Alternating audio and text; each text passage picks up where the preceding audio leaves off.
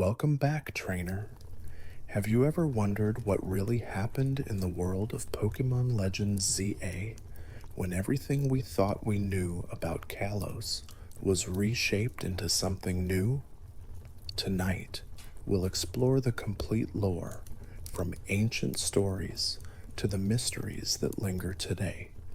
Before we keep going, let me know where you're watching from tonight, and if you'd like more journeys like this, make sure you're subscribed. The story begins not in the present, but 3,000 years ago, when a king stood over a battlefield and made a choice that would echo through the ages. His name was AZ, and he was the tallest man anyone had ever seen, standing nearly twice the height of an ordinary person. But it wasn't his height that people remembered. It was the Floette that followed him everywhere, a small flower Pokemon with an eternal bloom that never wilted. The bond between them was deeper than most trainers could imagine, formed not through battle, but through years of quiet companionship. Floette was AZ's closest friend, his confidant, and in many ways, the only thing that made his burden as king bearable. Before the war, AZ's life had been one of scholarship and curiosity. He spent his days studying the natural world, trying to understand how Pokemon and humans could live together in harmony. His palace was filled with books and research notes, observations about Pokemon behavior, sketches of different species, and theories about the energy that allowed Pokemon to evolve and grow stronger. Floette had been with him since he was young, a gift from his mother who had found the small Pokemon injured in the palace gardens. AZ had nursed it back to health, and from that moment forward, they were inseparable. While other nobles trained powerful Pokemon for battle and competition, AZ and Floette simply enjoyed each other's company, spending long afternoons in the gardens or traveling through the countryside to observe wild Pokemon in their natural habitats.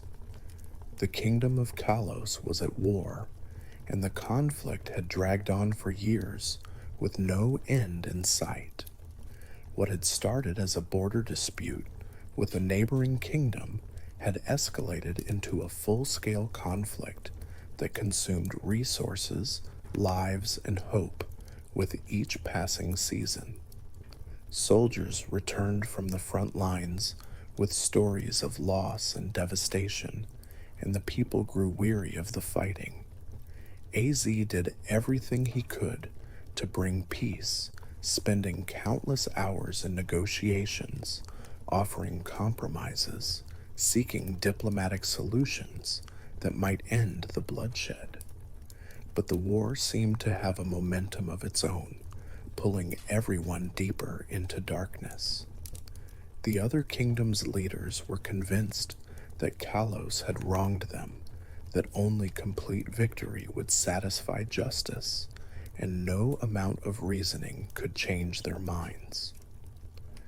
AZ began accompanying his soldiers to the battlefield, not to fight, but to heal the wounded and provide what comfort he could to those who were suffering. He set up medical stations where Pokemon and humans alike could receive treatment, and Floette worked alongside him, using its connection to nature to help wounds heal faster and ease pain. The small Pokemon became beloved by the soldiers, a symbol of hope in the midst of despair. They would tell stories around campfires about how Floette's presence made them feel safer, how seeing its orange flower bloom even in the darkest times reminded them that life would continue beyond the war. Then one day, Floette was taken from him. It happened during a particularly brutal battle one that had started at dawn and raged through the afternoon without mercy. AZ had been at the medical station treating a soldier who had been badly burned when word came that the front lines were collapsing. Pokemon and trainers were falling in numbers too great to count, and the enemy forces were pushing forward with a desperation that suggested this might be the decisive moment of the entire war. Floette, hearing the cries of the wounded and feeling the fear that permeated the battlefield, had left AZ's side without him noticing. The small Pokemon flew toward the fighting, using what power it had to create barriers of flowers that protected retreating soldiers, to heal those too injured to move, to buy precious seconds that allowed others to escape. When AZ realized Floette was gone, he ran toward the battlefield, his heart pounding with a fear he had never known before. He searched through the chaos, calling his companion's name, pushing past wounded soldiers, and dodging attacks that came dangerously close. He found Floette at the center of what had been the fiercest fighting, lying on scorched earth, surrounded by the soldiers it had saved. The small Pokemon had given everything to protect those it traveled with, had pushed itself beyond its limits to shield others from harm, and now it lay motionless in AZ's arms. For the first time in his life, the king felt truly powerless. All his knowledge, all his research, all his understanding of Pokemon and their connection to humans meant nothing in that moment. He couldn't save the one friend who had been with him through everything, couldn't heal the wounds that had taken Floette from him. What followed was a descent into obsession. AZ couldn't accept what had happened, couldn't accept that someone so full of life could simply be gone. He carried Floette's body back to the palace, ignoring the pleas of his advisors, who begged him to focus on the war, to lead his people through the crisis. But AZ had lost the only thing that truly mattered to him, and the kingdom, the war, even his own survival seemed meaningless without his companion. He locked himself away in his laboratory, a vast underground complex beneath the palace, where he had conducted his research for years and poured all of his knowledge into a single project, a machine that could bring Floette back. The work consumed him utterly. Days turned into weeks, and weeks into months as he labored, without rest, driven by grief and desperation. He stopped eating regular meals, surviving on whatever food his servants left outside the laboratory door. He stopped sleeping for more than a few hours at a time, afraid that if he rested too long, he might lose the thread of understanding he was pursuing. His research notes filled hundreds of pages, diagrams and calculations, and theories about the nature of life energy, about how Pokemon stored and used power, about the boundary between living and not living, and whether that boundary could be crossed.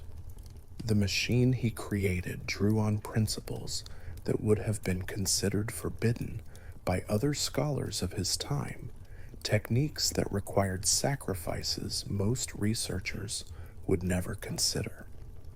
AZ studied the energy patterns of Pokemon who were near the end of their natural lives, trying to understand what made the difference between a Pokemon that was sleeping and one that had passed on. He experimented with life energy extraction, developing methods to draw vitality from living creatures and store it in crystalline matrices. And he built a massive device, larger than any invention Kalos had ever seen, capable of concentrating and redirecting that collected energy into a single target. The ethical implications of his work never escaped AZ's notice. He knew what he was doing was wrong, knew that the energy he needed would have to come from somewhere, from someone. He tried first to use plants, then insects, then small Pokémon who volunteered themselves, understanding somehow that their sacrifice might serve a greater purpose. But none of it was enough. The energy required to reverse death, to pull a soul back from whatever lay beyond the physical world, was enormous, far more than any normal source could provide. AZ made the terrible decision to expand his collection methods, taking energy from captured Pokémon, prisoners of war, and eventually even from civilians who wouldn't be missed. Each theft of life force weighed on his conscience, but his desperation to bring Floette back was stronger than his moral compass, and he justified each action by telling himself it would all be worth it once his companion returned. When he finally activated it, after months of preparation and refinement, the machine worked. Floette opened its eyes and returned to him, alive once more. For a brief, perfect moment, AZ felt joy unlike anything he had experienced since losing his friend. Floette was back, breathing, moving, looking at him with those familiar eyes that had watched over him for so many years. But AZ's relief was short-lived, because the machine had done more than just revive his companion. The immense energy required for the resurrection had flowed through AZ himself as he operated the controls, and something in that process had fundamentally changed him, stopping his aging, locking him into a form that would never decay or fail, granting him immortality, whether he wanted it or not. And Floette, seeing what AZ had done and understanding the cost he had paid, the lives sacrificed to bring it back, couldn't bear to stay with him. The small Pokémon looked at its friend, at the king who had once been so kind and gentle, and saw someone it no longer recognized. Someone who had abandoned his principles, who had caused suffering on a massive scale, all in service of refusing to accept a natural loss. Floette left without a word, disappearing into the world, and AZ was left alone with the weight of his choices, immortal and abandoned, surrounded by the machinery of his greatest triumph and deepest failure. The machine AZ created became known as the ultimate weapon, and in his rage and sorrow, the king turned it on the battlefield itself, ending the war in an instant, but at a cost that still haunts Kalos to this day. Entire armies were wiped away in a flash of light, and the energy released was so powerful that it reshaped the very landscape of the region. When the light faded and the dust settled, AZ looked at what he had done and felt only emptiness. He had brought back Floette, but lost it anyway. He had ended the war, but destroyed countless lives in the process. And now he would live forever, carrying the memory of that moment with him for the rest of time. The people of Kalos turned against him, calling him a monster and forcing him to leave the kingdom he had once ruled. AZ wandered for 3,000 years, moving from place to place and watching the world change around him while he remained the same. Cities rose and fell, New technologies emerged, and generations came and went, but AZ stayed, searching for Floette and hoping one day to make amends for what he had done. When we arrive in Lumiosa City, in Pokemon Legends ZA, AZ has finally stopped wandering. He's opened a small hotel called Hotel Z in one of the quieter districts, a place where trainers can rest and recover between their journeys. The hotel is modest, nothing fancy, but it's clean and comfortable, and AZ runs it with a quiet dignity that puts guests at ease. Most people who stay there don't know who he is or what he's done. They just see as a tall, kind man who makes sure they have everything they need. But those who look closer might notice the sadness in his eyes, or the way he sometimes gazes out the window as if searching for something that's just out of reach.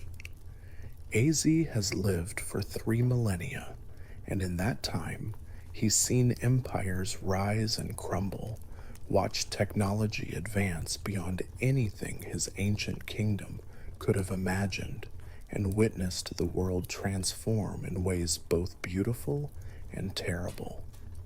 In the first centuries after his exile from Kalos, he wandered through regions that don't even bear the same names anymore, places where ancient civilizations left ruins that modern archaeologists puzzle over without understanding their true significance. He saw the early development of Pokeball technology when catching Pokemon required elaborate traps and careful negotiations rather than the simple throws modern trainers took for granted. He watched as humanity learned to work with Pokemon rather than fearing them, as villages became towns and towns became cities, as isolated communities connected through trade routes and communication networks. He was present, though unknown, during some of history's most significant moments. He witnessed the founding of the first Pokemon League in an era when the concept of challenging a group of elite trainers to prove your worth was new and revolutionary. He saw the construction of what would become Saffron City, watching as a small trading post grew into one of the largest metropolises in the world. He was in Johto when the burned tower caught fire, standing at a distance as people fled and Pokemon scattered, helpless to prevent another tragedy, but compelled to witness it nonetheless. He traveled to distant regions where trainers had never heard of Mega Evolution, where the bond between human and Pokemon took different forms and led to different discoveries. Through it all, AZ never stopped thinking about Floette, never stopped hoping that someday, somehow, he might see his old friend again. He would visit gardens and forests, places where Flabebe and Floette were known to gather, searching faces in every group of the small Pokemon for the one with the eternal orange flower that never wilted. He learned to recognize different regional variants, different patterns of flower coloring, but never found the specific Floette who had been his companion. Sometimes he would hear rumors of a special Floette with a unique flower, and he would travel great distances to investigate, only to find that it was a different Pokemon, or that the stories had been exaggerated by people who didn't understand what they had seen. The passage of time affected AZ in ways that went beyond simple longevity. He watched everyone he had ever known in his original life grow old and die, saw their children and grandchildren and great-grandchildren live out their natural spans, while he remained unchanged. He learned dozens of languages, as the ones he had originally spoken evolved and eventually became extinct, replaced by new forms of communication. He adapted to new currencies, new customs, new social structures, always maintaining enough distance that people wouldn't notice he never aged, but close enough that he could observe humanity's progress and try to understand what it all meant. He took on different identities over the centuries, sometimes working as a scholar, other times as a laborer, occasionally as a healer when he found himself in communities that needed medical knowledge. He never used his real name after the first few centuries, choosing instead to blend into whatever society he found himself in, to become forgettable so that people wouldn't ask questions about where he came from or why he looked the way he did. The height that had made him distinctive in ancient Kalos became less unusual as human populations grew more diverse, and while he was still tall by any era's standards, he was no longer impossible to overlook. Yet, through it all, he's never stopped thinking about Floette, never stopped hoping that someday, somehow, he might see his old friend again and have the chance to explain, to apologize, to show that he understood his mistakes and had spent 3,000 years trying to become someone worthy of forgiveness. The city AZ now calls home is nothing like the Kalos he once knew. Lumiosa City has always been the crown jewel of the region, a place of culture, innovation, and progress. But in the years following the events of Pokémon X and Y, it's undergone a transformation that would astonish anyone who knew it before. The crisis with Team Flare and the awakening of Xerneas and Yveltal left scars on the city, both physical and emotional, and in the aftermath, the people of Lumiosa knew they needed to rebuild. But they didn't just want to repair what had been broken. They wanted to reimagine what their city could be, to create a place where people and Pokémon could live together in harmony, where technology and nature could coexist, and where the mistakes of the past wouldn't be repeated. Each district of Lumiose developed its own character during the reconstruction. The North Boulevard district, which had always been known for its museums and cultural institutions, expanded its green spaces and created rooftop gardens where grass-type Pokémon could flourish in the heart of the urban environment. Visitors could take elevators to the tops of buildings and find themselves in elaborate terraces filled with flowering plants, where Flabebe danced on the breeze and Skiddo grazed peacefully while looking out over the city.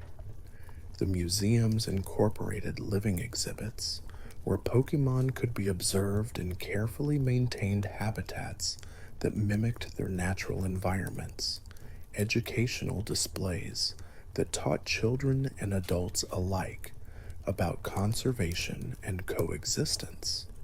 The South Boulevard district embraced its reputation as the artistic heart of Lumiose, with street performers and Pokémon working together to create shows that drew crowds every evening. Fire-type Pokémon would perform synchronized displays of flames. Water types would create fountains that sparkled in the setting sun, and psychic types would levitate objects in patterns that seemed to defy physics. Galleries showcased artwork created through collaboration between human artists and Pokémon, paintings made by Smeargle working alongside their trainers, sculptures shaped by Machamp under the direction of skilled craftspeople, and installations that incorporated the natural abilities of various Pokemon species to create experiences that couldn't exist any other way. The financial district in the eastern part of Lumiose had initially resisted the integration of wild zones, with corporate leaders arguing that business required an environment free from the unpredictability of wild Pokemon. But after several high profile companies discovered that their employees were more productive and happier when they had access to natural spaces during their workday, the resistance crumbled.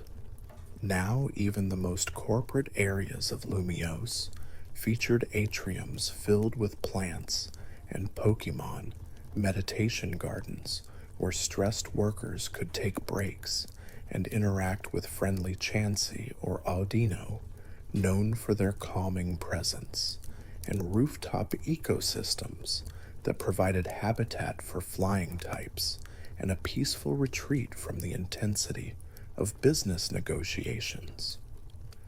The western residential districts had embraced the wild zone concept most enthusiastically, transforming neighborhood parks into thriving ecosystems that attracted Pokemon from surrounding regions. Families would wake up to find deerling grazing in their yards, or fletchling nesting in trees that lined the streets. Children learned from an early age how to interact respectfully with wild Pokemon, understanding that these creatures weren't just objects to be caught and trained, but living beings with their own needs and behaviors. Community centers offered classes on Pokemon ecology, teaching residents how to create habitats that would attract specific species, how to provide food and water sources that wouldn't create dependency, and how to respond if a Pokemon became aggressive or needed help. That vision caught the attention of a corporation called Quasatico Incorporated, a company that specialized in urban development and promised to turn Lumiose into a model for the entire world. Their proposal was ambitious, and their resources seemed limitless, and when they presented their plans to the city council, it seemed like the answer to everything Lumiose needed. The company's representatives spoke eloquently about sustainable development, about balancing progress with preservation, about creating jobs and opportunities while respecting the environment. They showed detailed architectural renderings of buildings that incorporated natural elements, plans for transportation systems that would reduce pollution, and projections for economic growth that would make Lumiose the envy of every other region.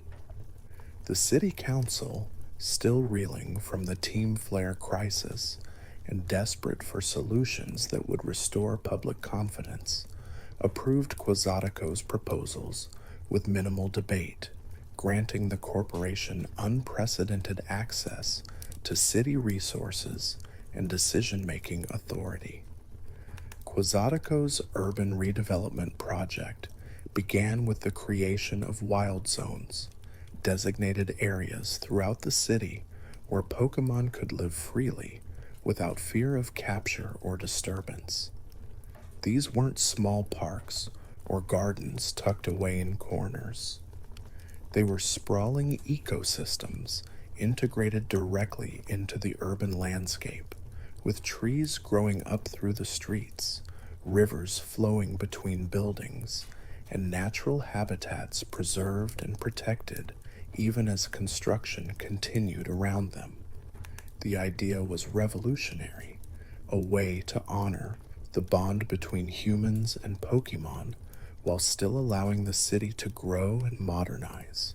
During the day, these wild zones became peaceful havens where people could walk among Pokemon, watch them interact in their natural behaviors, and experience a connection to nature that was rare in such a large city.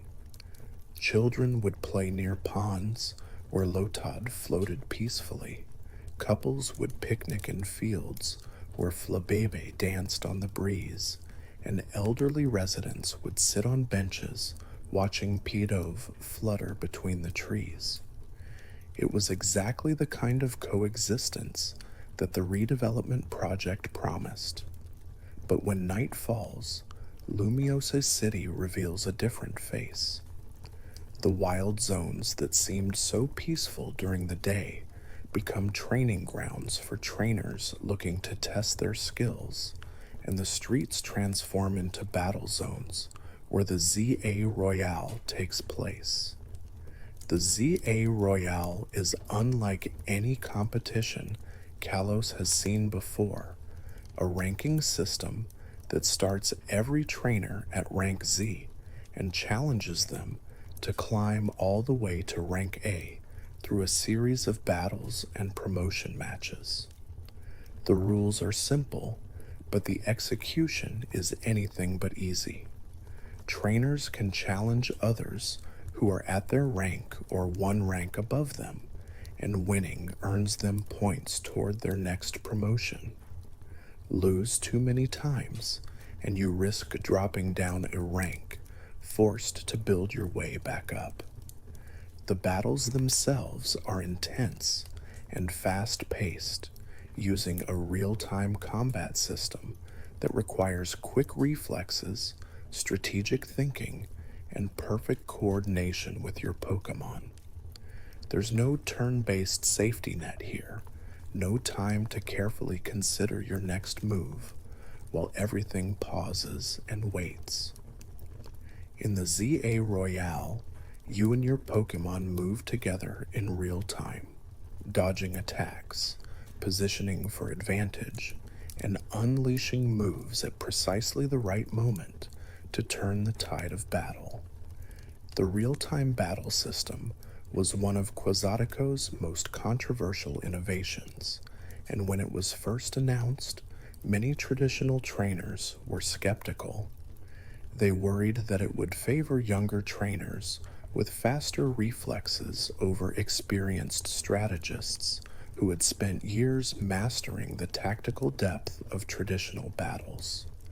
But as people began to participate in the ZA Royale, they discovered that the new system had a depth all its own. Positioning mattered in ways it never had before, with trainers learning to use the environment to their advantage, taking cover behind obstacles, and creating the opportunities for surprise attacks. Timing became crucial, as moves had cooldown periods instead of limited uses, meaning you had to know exactly when to strike and when to hold back. And the bond between trainer and Pokémon took on new significance, as success required an almost telepathic level of understanding between partners. A trainer who could read their Pokémon's intentions and anticipate their movements had a massive advantage over someone who simply barked orders and hoped for the best. The ZA Royale quickly became the heartbeat of Lumiose City's nightlife, drawing trainers from all over Kalos and beyond who wanted to test themselves against the best. The streets would fill with spectators as battles erupted in designated zones, holographic displays showing the rank of each trainer and the stakes of each match. Climbing from Z to A became a badge of honor, proof that you had the skill, determination, and mental fortitude to overcome hundreds of opponents and countless challenges. The competition had 26 ranks in total, one for each letter from Z to A, and the requirements for advancing through each rank became progressively more difficult. At rank Z, trainers only needed to win 3 promotion matches against other Z rank trainers to advance to Y rank. But by the time someone reached the middle ranks, around M or L, They would need to win 10 or more consecutive matches to earn their promotion, facing opponents who had already proven their skills and who were just as hungry for advancement. The highest ranks from E to A were the most exclusive, with only a few dozen trainers across the entire region holding positions in that elite tier at any given time. Promotion matches at those levels were scheduled in advance and attracted huge crowds, becoming events that the entire city would tune in to watch. Some trainers became celebrities through their performances in the ZA Royale, developing signature strategies and building fan bases that followed their progress through the ranks. There was a trainer named Celeste who specialized in fairy-type Pokémon and had developed a defensive style that frustrated opponents with walls of status effects and healing moves, slowly wearing down even the most aggressive attackers. Her promotion match from B rank to A rank had lasted over 40 minutes, an exhausting battle of attrition against a fire-type specialist who kept trying to break through her defenses with overwhelming force. When Celeste finally won by outlasting her opponent's ability to maintain pressure, the crowd had erupted in appreciation for both trainers' perseverance and skill. Another memorable competitor was a young man named Remy, who had started at Z rank with nothing but a single pancham and had climbed all the way to D rank through sheer determination and creative tactics. His battles were always entertaining because he refused to use the same strategy twice, constantly experimenting with new approaches and surprising opponents who thought they had figured him out. In one famous match, he had defeated a trainer 3 ranks above him by using terrain manipulation in ways nobody had seen before, having his evolved Pangoro create obstacles with rock moves and then using them for cover while setting up stat boosts. The victory had earned him instant promotion and a reputation as someone who could think on his feet better than almost anyone else in the competition.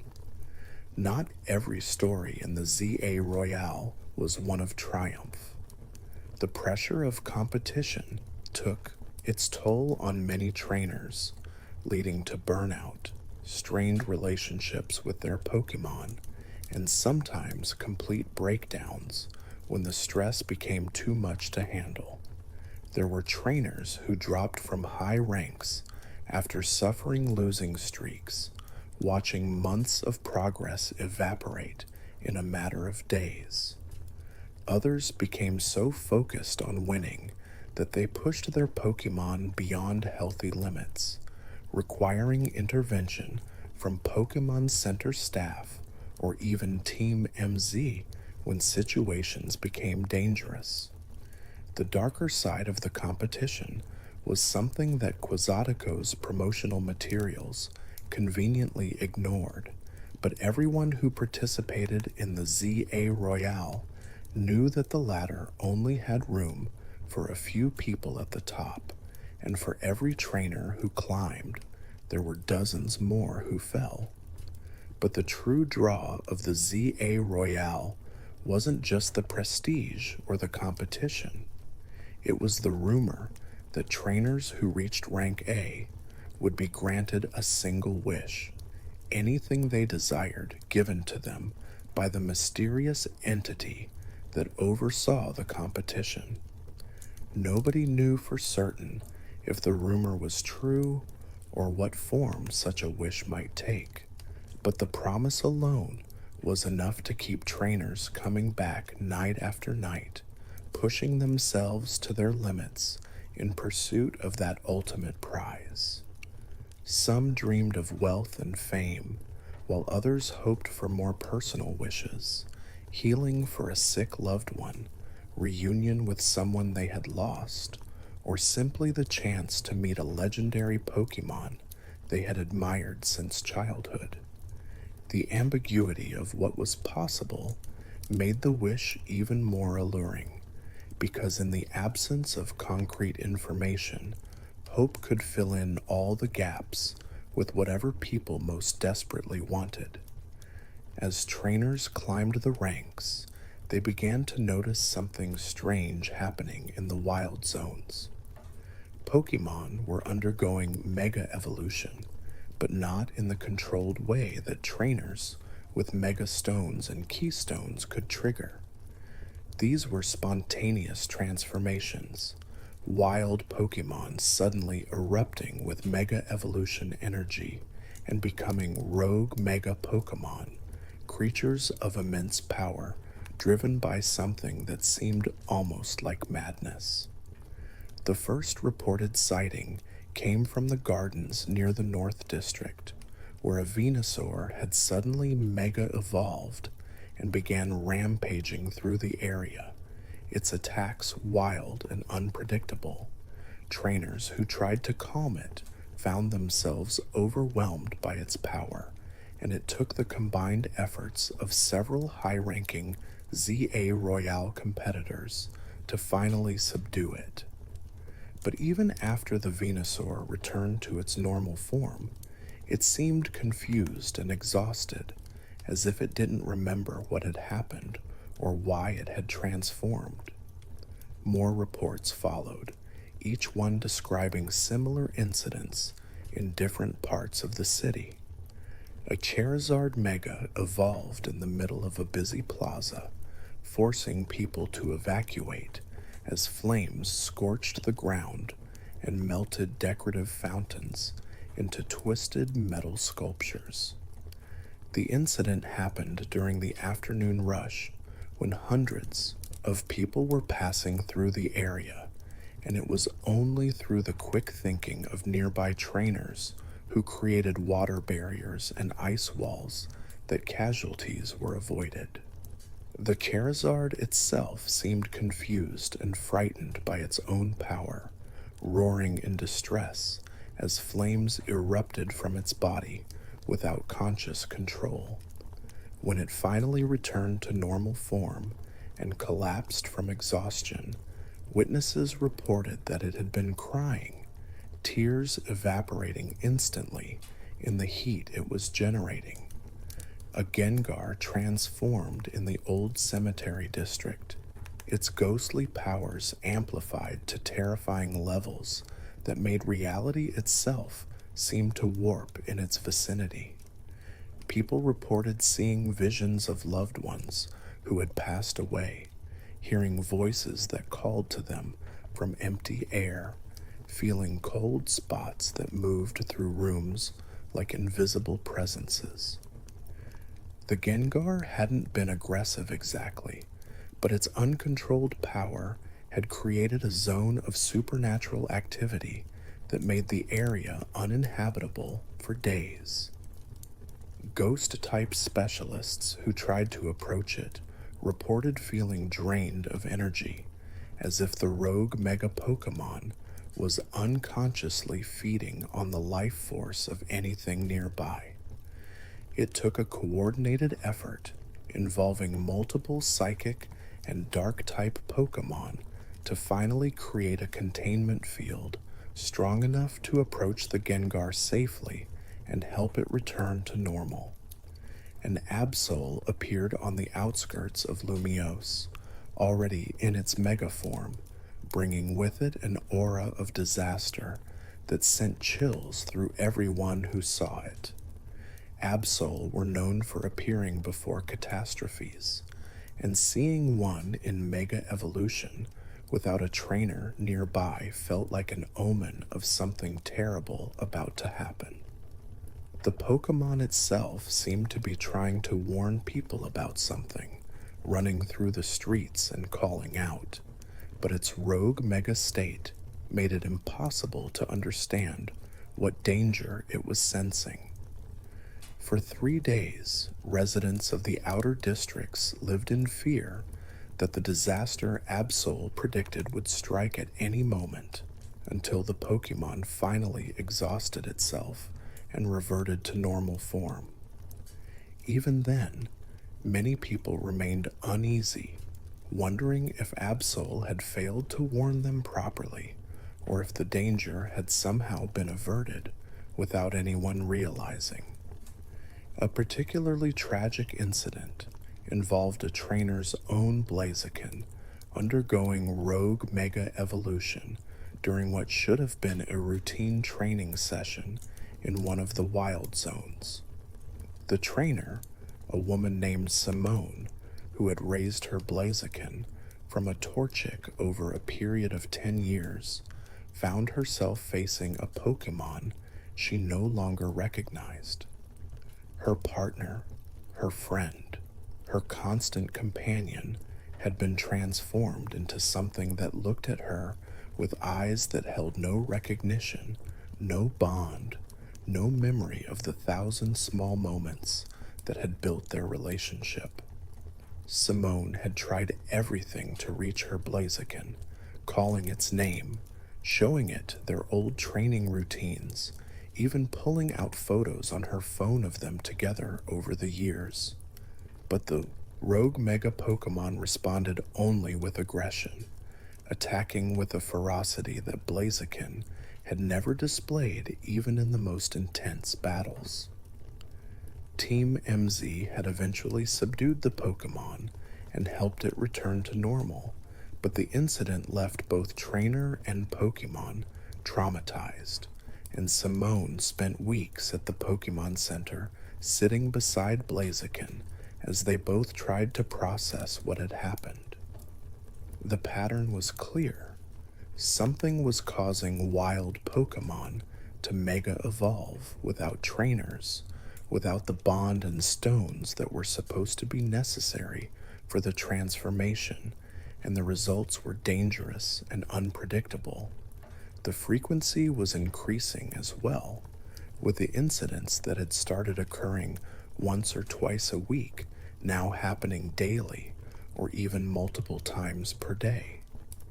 Certain areas seemed more prone to rogue mega evolutions than others, particularly the newer wild zones that Quasatico had developed as part of their redevelopment project. Scientists studying the phenomenon noted that the affected Pokemon always showed traces of a unique energy signature after reverting to normal form, something that resembled mega evolution energy, but was somehow corrupted, twisted into a form that caused pain and confusion rather than empowerment. Quasatico Corporation responded by creating Team MZ, a specialized task force dedicated to handling rogue mega Pokemon incidents. The team members were carefully selected from the highest ranks of the ZA Royale, trainers who had proven their skills in real-time combat and who could be trusted to act quickly in crisis situations. They were given advanced equipment, specialized training in dealing with mega-evolved Pokemon, and authority to intervene whenever a rogue mega sighting was reported. On the surface, Team MZ seemed like exactly what Lumiose needed, a group of protectors who could keep the city safe from this new and growing threat. But as time went on, questions began to emerge about the team connection to Quasatico and whether their mission was really as straightforward as it appeared. Some residents noticed that Team MZ seemed to arrive at rogue mega incidents almost before they were reported, as if they knew where the Pokemon would appear. Others observed that the team spent a lot of time in areas where Quasatico was conducting research, securing perimeters, and preventing civilians from getting too close to certain facilities. And a few sharp-eyed individuals began to wonder if there might be a connection between Quasatico's urban development projects and the sudden appearance of rogue mega Pokemon in the first place. Were these incidents random occurrences, natural anomalies in a city going through massive changes? Or was something else going on? Something that Quasatico Corporation wasn't telling anyone. The corporation itself maintained an image of benevolent progress, with its CEO giving regular speeches about the future of Lumiose and the wonderful things they were building together. The redevelopment project was presented as a gift to the people, a chance to create something unprecedented, and Quasatico's public relations team worked tirelessly to maintain that narrative. But those who looked deeper found inconsistencies in the official story. Permits approved too quickly, environmental assessments that seemed incomplete, and residents displaced from their homes with minimal compensation and vague promises about being able to return once construction was finished. Underground networks of concerned citizens began to form, people who shared information and suspicions away from Quasatico's watchful eyes. They didn't have proof of any wrongdoing, not yet, but they had questions, and they were determined to find answers. In the midst of all this change and uncertainty, AZ continued to run Hotel Z, providing a quiet refuge for trainers passing through the city. He didn't involve himself in the politics of the redevelopment or take sides in the debates about Quasatico Corporation. He simply did his work, kept his hotel clean and welcoming, and tried to live as normally as someone with 3,000 years of memories could live. But AZ's past had a way of catching up with him, and as the rogue mega incidents increased in frequency and severity, he began to recognize something familiar in the energy that surrounded these transformed Pokemon. It reminded him of the ultimate weapon, of the raw power he had unleashed all those millennia ago, and the thought filled him with a deep unease. He had spent 3,000 years trying to atone for what he had done, trying to be better than the king who had sacrificed everything for revenge. The idea that his mistake might be repeating itself, that the same destructive force he had created might be threatening Lumiose, was almost too much to bear. One evening, a young trainer arrived at Hotel Z, exhausted from a promotion match in the ZA Royale and looking for a place to rest. AZ checked them in with his usual quiet efficiency, showing them to their room and asking if they needed anything. The trainer mentioned that they had seen a rogue mega Pokemon earlier that day, a Scizor that had appeared near the battle zone and caused chaos before Team MZ arrived to handle it. They described the purple energy that had surrounded the Pokemon, the way its eyes had seemed wild and unfocused, and the incredible power it had displayed even though it was clearly confused and frightened. AZ listened to the description and felt something shift inside him, a recognition he couldn't quite name. That night, after all his guests had gone to sleep, he left the hotel and walked through the streets of Lumiose, following a pull he didn't fully understand.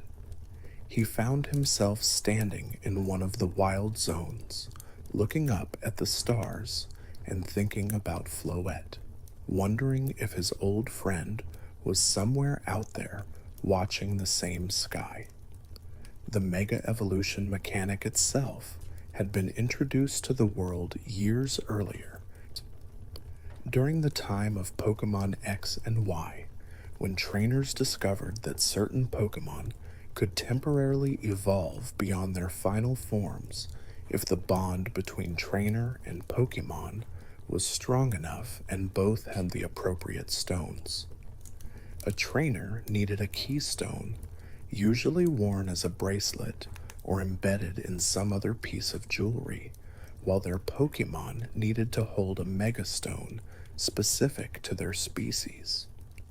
When the two stones resonated through the power of their bond, Mega Evolution would occur, transforming the Pokemon into a more powerful form with enhanced stats and sometimes even different abilities or typings. It was a beautiful expression of the relationship between trainer and Pokemon, a physical manifestation of trust and understanding built over countless battles and shared experiences. But the rogue mega evolutions happening in Lumiosa City were nothing like that. These transformations occurred without trainers, without keystones, and seemingly without any bond at all. The Pokemon would suddenly be engulfed in mega evolution energy that appeared twisted and unstable, colored with dark purples and blacks, instead of the usual bright rainbow of a proper mega evolution. They would transform into their mega forms, but the change seemed to cause them pain and confusion rather than empowerment, and their behavior became aggressive and erratic. Team MZ developed special protocols for handling these incidents, approaching the rogue mega Pokemon carefully and using techniques designed to calm them rather than simply overpower them. The goal was always to help the Pokemon return to its normal form safely without causing unnecessary harm to either the Pokemon or the surrounding area. But even as Team MZ became more skilled at managing these situations, the incidents kept happening with increasing frequency. It was as if something in Lumiose City itself was triggering these unwanted transformations, some energy or force that was reaching out to wild Pokemon and forcing them into mega evolution against their will. Researchers working with Quasatico claimed to be studying the phenomenon, setting up monitoring stations in the wild zones and collecting data on every incident. They assured the public that they were making progress toward an understanding what was causing the rogue mega evolutions, and that soon they would have solutions. But as the weeks turned into months and the incidents continued, people began to wonder if Quasatico really was looking for a solution, or if perhaps they already knew more than they were saying. In the heart of all this mystery and transformation, the ZA Royale continued to thrive, with trainers pushing themselves higher and higher up the ranking ladder. The competition had created a whole new culture in Lumiose, with training facilities opening to help people improve their real-time battle skills, vendors selling specialized equipment designed for the fast-paced combat style, and online communities where trainers shared strategies and discussed their experiences. Reaching rank A had become the ultimate goal for serious competitors, a symbol of mastery that commanded respect throughout the city and beyond. But with success came scrutiny, and as the first trainers began to approach rank A, everyone wondered what would happen when someone finally made it to the top. Would the wish really be granted? Who or what would grant it? And what kind of wishes were even possible? If you've been enjoying this journey through the lore of Pokemon Legends ZA Trainer, I hope you'll consider subscribing so we can explore more stories like this together. There's still so much more to discover about Lumiosa City and the mysteries that wait in its streets. The appearance of Lysandra in Lumiosa City came as a shock to everyone who remembered the events of Pokémon X and Y. The former leader of Team Flare had been thought dead, consumed by the ultimate weapon he had tried to activate in his misguided attempt to create a more beautiful world by eliminating most of humanity. But death, it turned out, had eluded Lysandra just as it had eluded AZ thousands of years before. When the ultimate weapon fired, its energy didn't destroy Lysandra, it transformed him, granting him the same curse of immortality that AZ carried. Unlike AZ, who had spent millennia wandering in search of redemption, Lysandra had spent his time hidden, watching from the shadows as the world he had tried to reshape continued on without him. He saw Lumiosi City rebuilt, watched as new trainers rose up to challenge the Pokémon League, and observed as life went on as if Team Flare had never existed at all. The experience changed him in ways that perhaps only another immortal could truly understand. When Lysandra finally revealed himself to the public, it wasn't with grand declarations or threats of conquest. He simply appeared at Hotel Z one evening, asking AZ for a room like any other traveler. The two immortals recognized each other immediately, though they had never met before. There was something in their eyes, a shared understanding of what it meant to live beyond your natural span, to carry memories that stretched back further than anyone around you could comprehend, and to know that everyone you once cared about had long since turned to dust. AZ let Lysandra stay, and over the following weeks, the two men had long conversations about regret, redemption, and what it means to live with the consequences of your choices.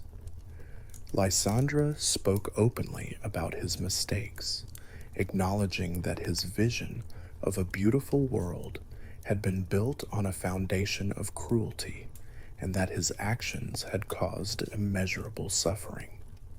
He didn't ask for forgiveness because he knew he didn't deserve it, but he expressed a genuine desire to spend his immortal existence trying to make amends in whatever small ways he could. The people of Lumiosi were understandably wary when they learned that Lysandra was in their city. Many called for him to be arrested and tried for his crimes, but the legal situation was complicated by the fact that Lysandra had technically already died for those crimes, and there were no precedents for prosecuting someone who had returned from death. Others argued that he should be allowed to live freely if he was truly seeking redemption, that everyone deserved a second chance, even someone who had made such terrible mistakes. The debate raged in public forums, on social media, and in city council meetings, but Lysandra himself remained quiet throughout it all, making no public statements and taking no actions to defend himself. He simply existed, walking the streets of Lumiose and observing the city he had once tried to destroy, now rebuilt and thriving despite everything he had done. AZ understood Lysandra's position better than anyone else could. He had lived through his own centuries of judgment and exile, had felt the weight of public condemnation and the loneliness of knowing that his name would forever be associated with destruction and death. But he had also learned that redemption, if such a thing was even possible for someone like them, came not through grand gestures or public declarations, but through the small, consistent acts of trying to be better each day. He shared this wisdom with Lysandra during their conversations at Hotel Z, speaking from 3,000 years of experience about the long, slow process of learning to live with yourself when you've done something unforgivable. Lysandra listened carefully, and though he said little in response, there was something in his expression that suggested the words were reaching him, planting seeds that might one day grow into genuine change. As weeks passed, Lysandra began to involve himself in the community in quiet ways, volunteering at a Pokemon rehabilitation center that helped injured or traumatized Pokemon recover, offering his expertise in Pokemon biology and behavior to researchers studying the rogue mega evolution phenomenon, and even occasionally serving as a mentor to young trainers who sought his advice. He never advertised his past or tried to hide from it, and when people recognized him and confronted him about Team Flare, he listened to their anger and pain without defending himself or making excuses. Some people gradually began to soften toward him, seeing in his actions a genuine effort to atone for his mistakes. Others remained convinced that he could never truly change and that his presence in Lumiose was a danger to everyone around him. The truth, as it often is, probably lay somewhere between those extremes. The connection between Lysandra and the rogue mega evolution incidents became apparent when he approached Quasatico Corporation with a proposal. He had been studying the energy patterns of the transformations and believed he had identified their source, a resonance that matched the specific frequency of mega evolution energy, but corrupted in a way that prevented proper bonding between trainer and Pokemon. His theory was that somewhere in Lumiose there was a device or artifact generating this corrupted energy, and if it could be located and neutralized, the rogue mega evolutions would stop. Quasatico's leadership seemed very interested in Lysandra's research, inviting him to present his findings to their top scientists and offering him access to their facilities to continue his investigation.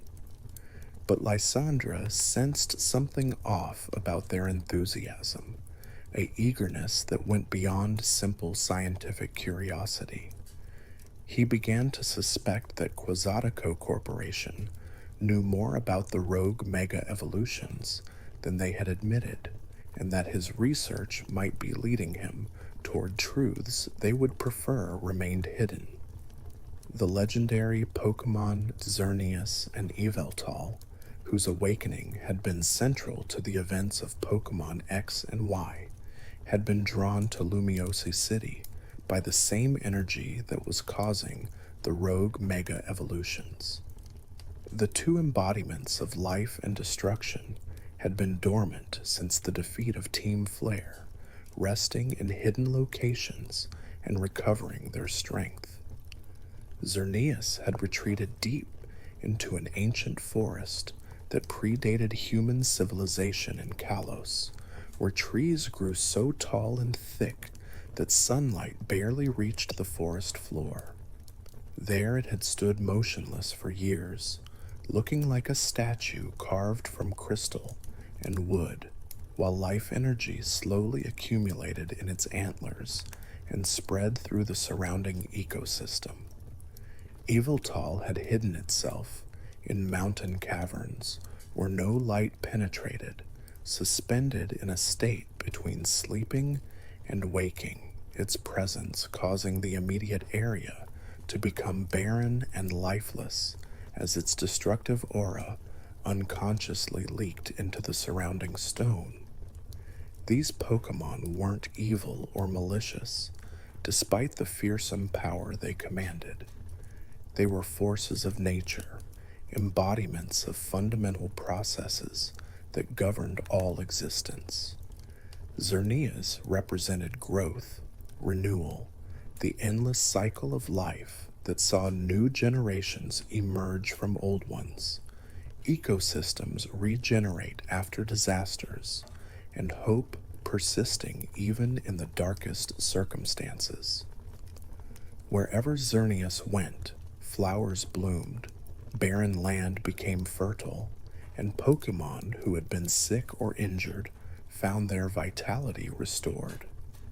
But the Pokemon's power came with a cost, as generating life energy required drawing on Xerneas' own reserves, and extended periods of activity would eventually force it into dormancy to recover. Yveltal embodied the opposite principle, the inevitability of endings, the destruction that cleared away the old to make room for the new, the natural culling that kept ecosystems from becoming overgrown and resource depleted. Its presence brought decay and ruin, but this wasn't cruelty, it was necessity. The same force that caused leaves to fall in autumn, old trees to collapse and become soil for new growth, and predators to hunt prey to maintain population balances. Yveltal's power, like Xerneas's, came with limitations. As spreading, destruction drained the Pokemon's energy until it too needed to rest and recover, entering a cocoon-like state that could last for decades or even centuries. The two legendary Pokemon existed in balance, neither good nor evil, but both essential to the functioning of the natural world. When one was active, the other usually remained dormant, creating a rhythm that prevented either life or destruction from overwhelming the region. But the corrupted energy rippling through Lumiose acted like a beacon, calling to them and disturbing their rest in ways that normal disturbances never would. Both legendaries began to stir, their awakening noticed by Lysandra, whose research into Mega Evolution energy had given him the ability to sense their presence. Xerneas, the fairy-type Pokemon of life, sensed the distortion and worried that something was threatening the natural balance it was sworn to protect.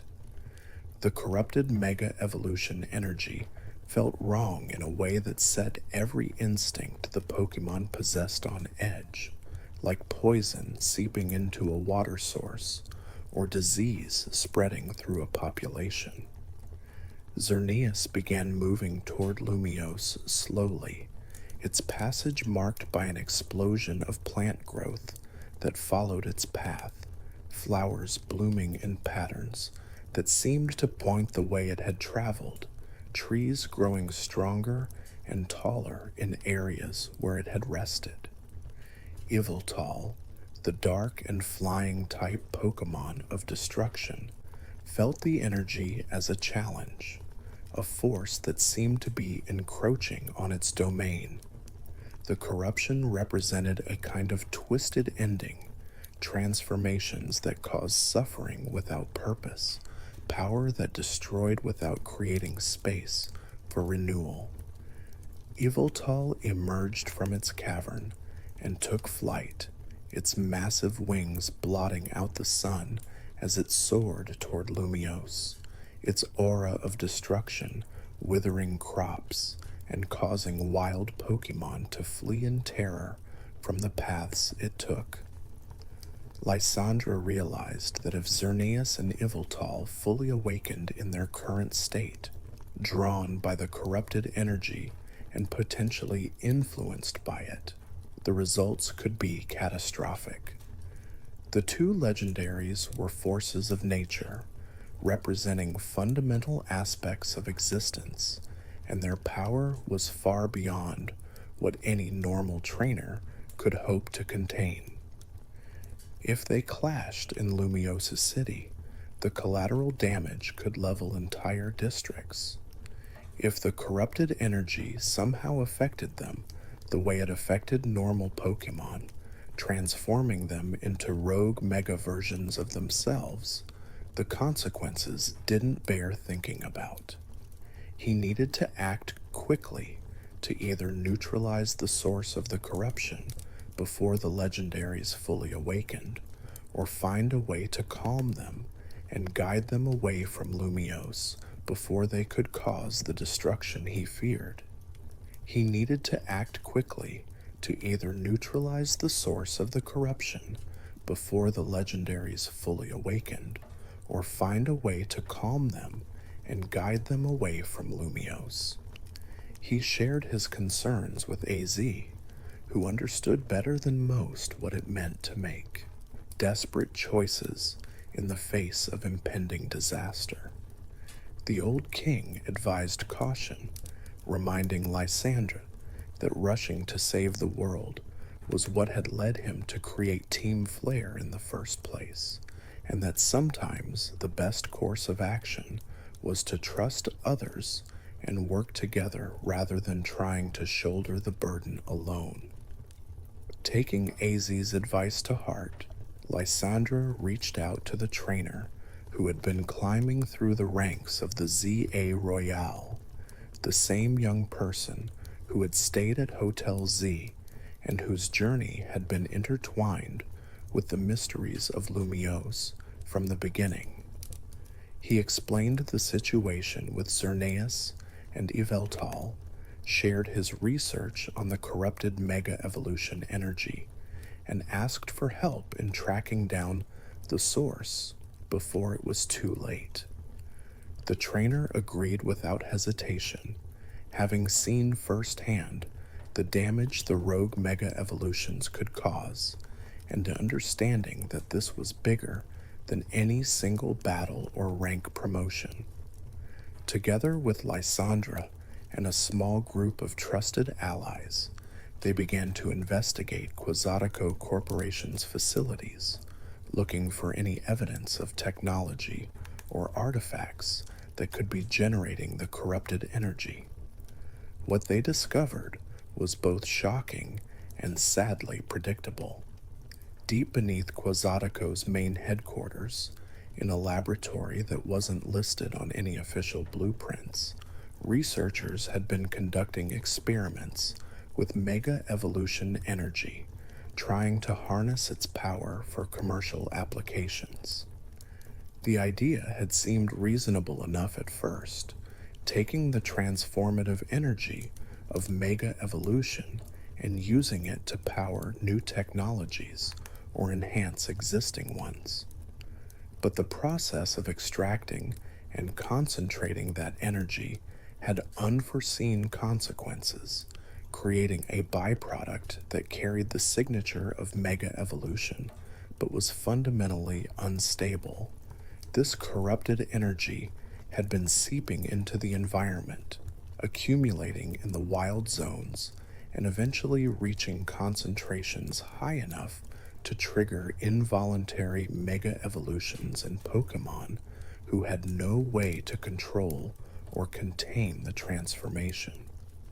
Quasatico's leadership had known about the connection for months, but rather than shut down the research and risk their investment, they had chosen to keep it secret, creating Team MZ to manage the symptoms while they continued pursuing the technology that was causing them.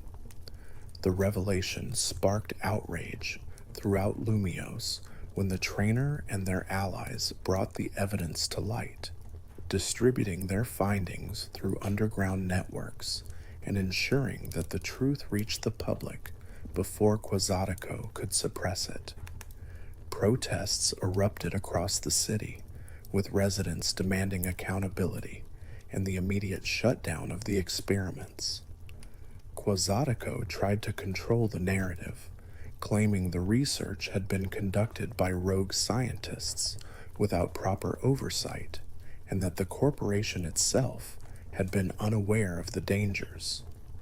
But the excuses rang hollow, especially when former employees came forward with stories of how concerns had been raised and dismissed, how safety protocols had been ignored in favor of faster progress, and how the corporation's leadership had prioritized profits over the well-being of Pokémon and people alike.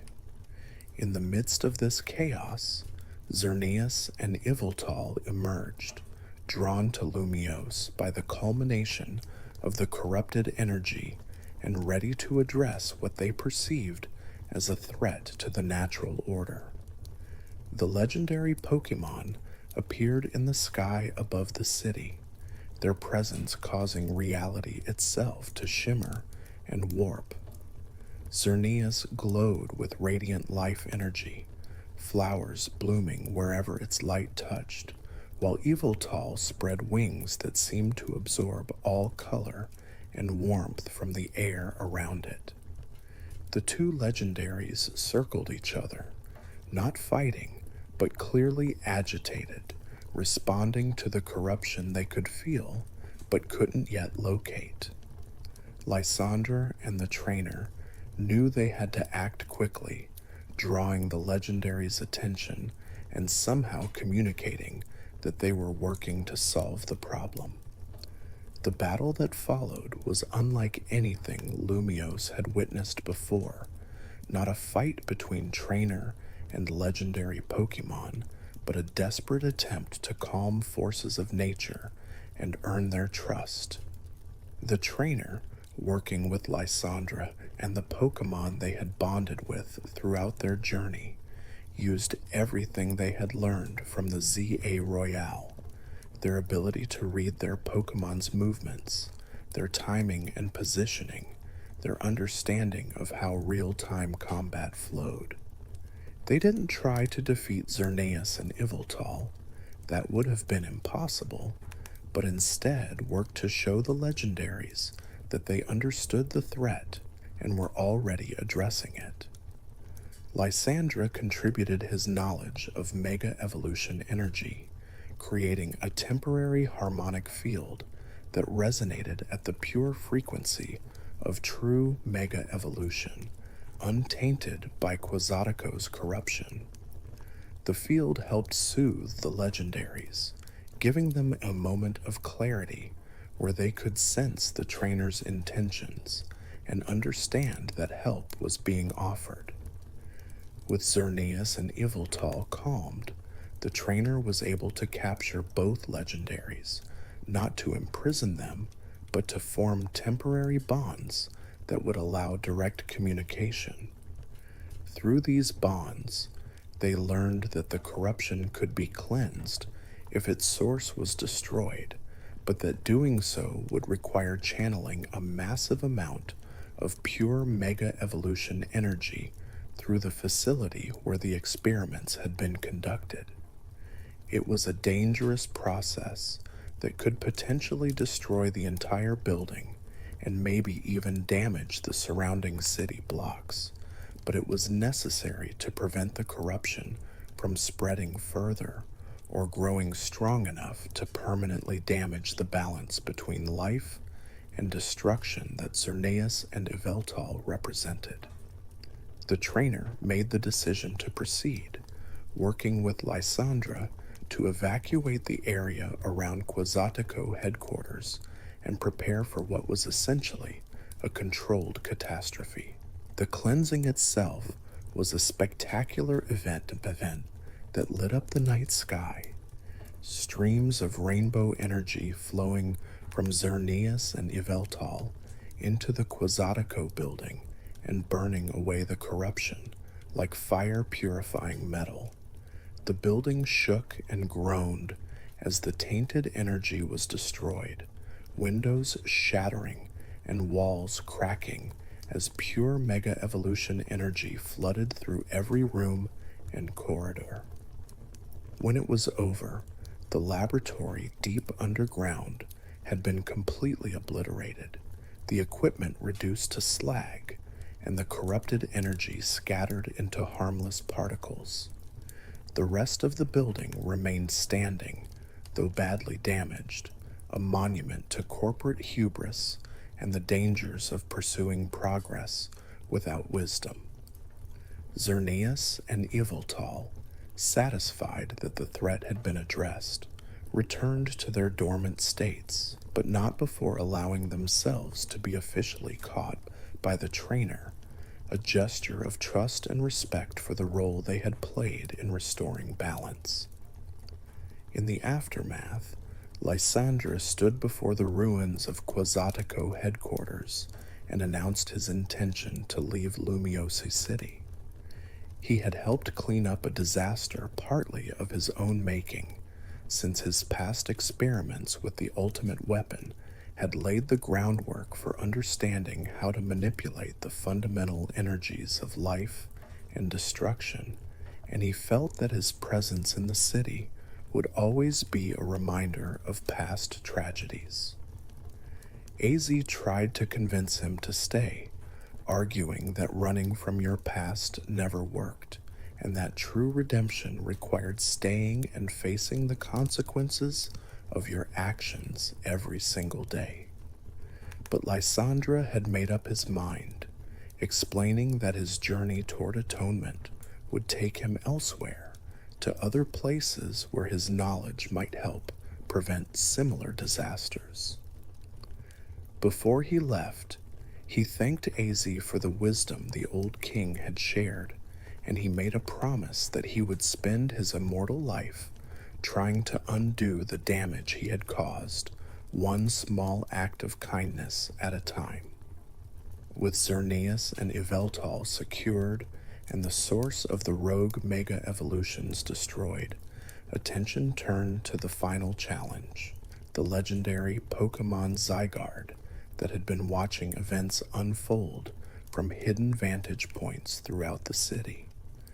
Zygarde was the protector of the Kalos ecosystem, a Pokémon made up of many individual cells that could come together to form different configurations depending on the situation.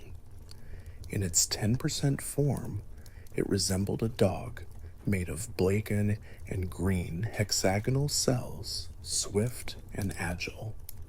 In its 50% form, which most trainers were familiar with, it took the shape of a serpentine creature with a powerful presence, and in its complete form, which few had ever witnessed, it became a massive humanoid figure of incredible power, capable of overwhelming almost any opponent. Zygarde had been silently monitoring the situation with Quasatico and the corrupted energy, waiting to see if humanity could solve its own problems before intervening directly. Now that the immediate crisis had been resolved, Zygarde revealed itself to the trainer, appearing at the ruins of what had once been Prism Tower, before the redevelopment project had transformed the area into a sprawling wild zone. The legendary Pokémon didn't attack or threaten, but instead issued a challenge through telepathic communication, inviting the trainer to face it in battle and prove that they were truly worthy of the power they had been given. This wasn't about dominance or control, it was about understanding. Zygarde needed to know that the trainer who now carried both Xerneas and Yveltal could be trusted with such responsibility, that they wouldn't abuse their connection to these forces of nature the way humans had abused so many things before. The trainer accepted the challenge, understanding that this was a test not just of strength, but of character. The battle against Zygarde took place over 3 phases, each one forcing the trainer to face a different form of the legendary Pokémon and adapt their strategy accordingly. The 10% form was fast and relentless, darting around the battlefield and striking from unexpected angles, testing the trainer's reflexes and their ability to keep up with an opponent that never stopped moving. The 50% form was more balanced, combining speed with power and using terrain to its advantage, forcing the trainer to think strategically about positioning and resource management. And the complete form was overwhelming in every sense, a towering figure that radiated authority and power, challenging the trainer to give everything they had and prove that they could stand against the very forces that maintained balance in the world. Through it all, the trainer fought not to defeat Zygarde, but to show that they understood what it meant to be a protector, that they recognized the responsibility that came with power, and that they would use their bonds with legendary Pokémon to help maintain the balance Zygarde had dedicated its existence to preserving. When the battle ended with Zygarde finally acknowledging the trainer's worth, the legendary Pokémon allowed itself to be caught, joining the trainer's team not as a subordinate, but as a partner in the work of keeping Kalos safe. It was a profound moment that marked the trainer's transition from someone climbing ranks in a competition to someone who had earned the trust of the legendaries themselves. Zygarde's cells, which had been scattered throughout Lumiosa City, monitoring various locations, now consolidated, coming together to give the trainer access to all of Zygarde's forms and the full extent of its power. This was the true reward for reaching the heights of the ZA Royale, not a wish granted by some mysterious entity, but the respect and partnership of Pokémon, who embodied the most fundamental forces of the world. The announcement of the Mega Dimension DLC sent shockwaves through the community of trainers and fans who had been following the events in Lumiosa City. While the main story had reached a satisfying conclusion with the capture of Zygarde and the restoration of balance, the developers promised that the DLC would expand the lore in unexpected directions and introduce challenges that would push even the most skilled trainers to their limits. The centerpiece of the new content was Hoopa, the mischievous mythical Pokémon known for its ability to create portals between dimensions and transport objects, Pokémon, and even people across vast distances instantly. Hoopa had two forms: its smaller confined form, which looked playful and innocent, and its massive unbound form, which was considerably more powerful and intimidating. The DLC's story would revolve around Hoopa's arrival in Lumiosa City and the dimensional chaos that followed in its wake. According to the promotional materials, Hoopa had been attracted to Lumiose by the residual energy left behind from the clash between Xerneas and Yveltal, a lingering resonance that called to the mythical Pokémon like a beacon. When Hoopa arrived, it began creating portals throughout the city, connecting Lumiose to other dimensions and allowing energy and entities to pass between realities. At first, these portals seemed harmless, offering glimpses into alternate versions of Lumiose, or showing scenes from distant regions and time periods. Trainers who encountered the portals reported seeing fascinating visions: a Lumiose city covered in ancient forests, a version where technology had advanced far beyond anything in their reality, a dimension where Pokémon and humans had swapped roles. But as Hoopa's power grew and its control over the portals became less precise, more dangerous things began to slip through. Pokémon from other dimensions started appearing in Lumiose, creatures that were similar to known species, but with strange variations in color, typing, or abilities. Some were friendly and curious, while others were aggressive and territorial, defending the space around the portals they had emerged from. The real threat came when Hoopa, overwhelmed by the energy it was channeling and unable to contain its own power, began shifting between its confined and unbound forms uncontrollably. In its unbound state, Hoopa's portals became larger and more unstable, connecting to dimensions that were fundamentally incompatible with the reality of Lumiose City. These rifts began to distort space-time itself, creating zones where the laws of physics didn't quite work right, where gravity fluctuated unpredictably, and where the mega evolution energy that had finally been purified and stabilized started to warp again. The trainer who had saved the city once before now had to face an entirely new crisis, one that threatened not just Lumiose, but potentially the fabric of reality itself.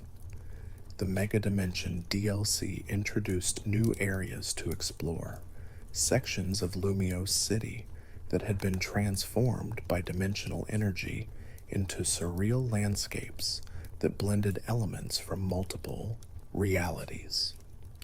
Trainers could venture into a version of the Prism Tower that had been fused with crystalline structures from a dimension where Pokémon evolved in fundamentally different ways, creating a vertical maze of glittering corridors where gravity didn't quite work correctly, and reflections in the crystal surfaces sometimes showed alternate versions of yourself making different choices.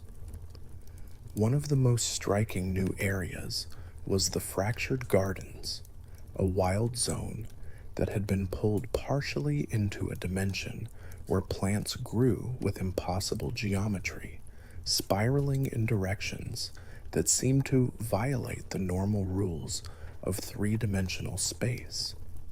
Pokémon that lived there had adapted to the strange physics, with grass types that could phase between planes of existence and bug types that moved through dimensions that humans couldn't perceive. Trainers who explored the Fractured Gardens reported feeling disoriented and dizzy, as if their sense of direction had stopped functioning properly. But those who pushed through the discomfort discovered Pokémon species they had never seen before, creatures that existed only in the spaces between realities. The temporal ruins represented an area where a dimensional rift had connected Lumiose to multiple different points in its own history simultaneously. Trainers could walk through sections that showed the city as it had been 100 years ago, then turn a corner and find themselves in a version from centuries before that, with architecture and Pokémon species from different eras existing side by side. Some areas showed Lumiose as it might become in the future, with technology so advanced it seemed like magic and Pokémon that had evolved into forms never seen in the present timeline. The temporal ruins were dangerous because the past and future weren't just visual overlays. They were real in those spaces, meaning that actions taken in one time period could have consequences that rippled through others in unpredictable ways. Perhaps the most unsettling new area was the Mirror City, a perfect duplicate of a section of Lumiose that existed in a pocket dimension where everything was reversed. Buildings stood in the same locations, but were constructed from different materials. Streets followed the same paths, but led to different destinations, and Pokémon species that were common in the real Lumiose were absent here, replaced by species that shouldn't exist in Kalos at all. Trainers who ventured into the Mirror City reported seeing doppelgangers of themselves, alternate versions who had made different choices at key moments in their lives and had ended up in different circumstances. These mirror self encounters were always disturbing, forcing trainers to confront the paths they hadn't taken and wonder if they had made the right decisions. The real time battle system became even more important in these zones, as spatial distortions could suddenly shift the battlefield, teleporting Pokemon to different locations or changing the terrain mid combat. A battle that started in an open plaza might suddenly transition to a narrow corridor, or a fight in an enclosed room could abruptly open into a vast outdoor space. Trainers needed to stay alert and adaptable, ready to adjust their strategies instantly when the environment changed without warning. Some Pokemon adapted better to dimensional instability than others, with psychic and ghost types often thriving in environments where normal and fighting types struggled to maintain their footing and orientation. The dimensional rifts themselves were visible as tears in space-time, glowing wounds in reality that pulsed with colors that didn't quite exist in normal light spectrums. Standing near a rift caused physical sensations that varied from person to person. Some felt heat or cold, others experienced vertigo or phantom sounds, and a few reported smelling scents that triggered memories from times and places they had never actually visited. Pokemon seemed more sensitive to the rifts than humans, often becoming agitated or excited when near one, and trainers learned to watch their Pokemon's reactions as early warning signs of dimensional instability. Through these rifts came Pokemon from other dimensions, creatures that were similar to known species, but with strange variations that suggested they had evolved under different conditions or with access to different energy sources. Some trainers reported encountering what looked like Pikachu, but with features that suggested water-type adaptations, or Eevee, that seemed to have evolved into forms that didn't correspond to any known evolution. These dimensional variants couldn't be caught in the traditional sense, as they would destabilize and return to their home dimensions if placed in Pokeballs, but they could be battled, studied, and temporarily befriended, offering glimpses into how Pokemon might have developed if history had taken different turns.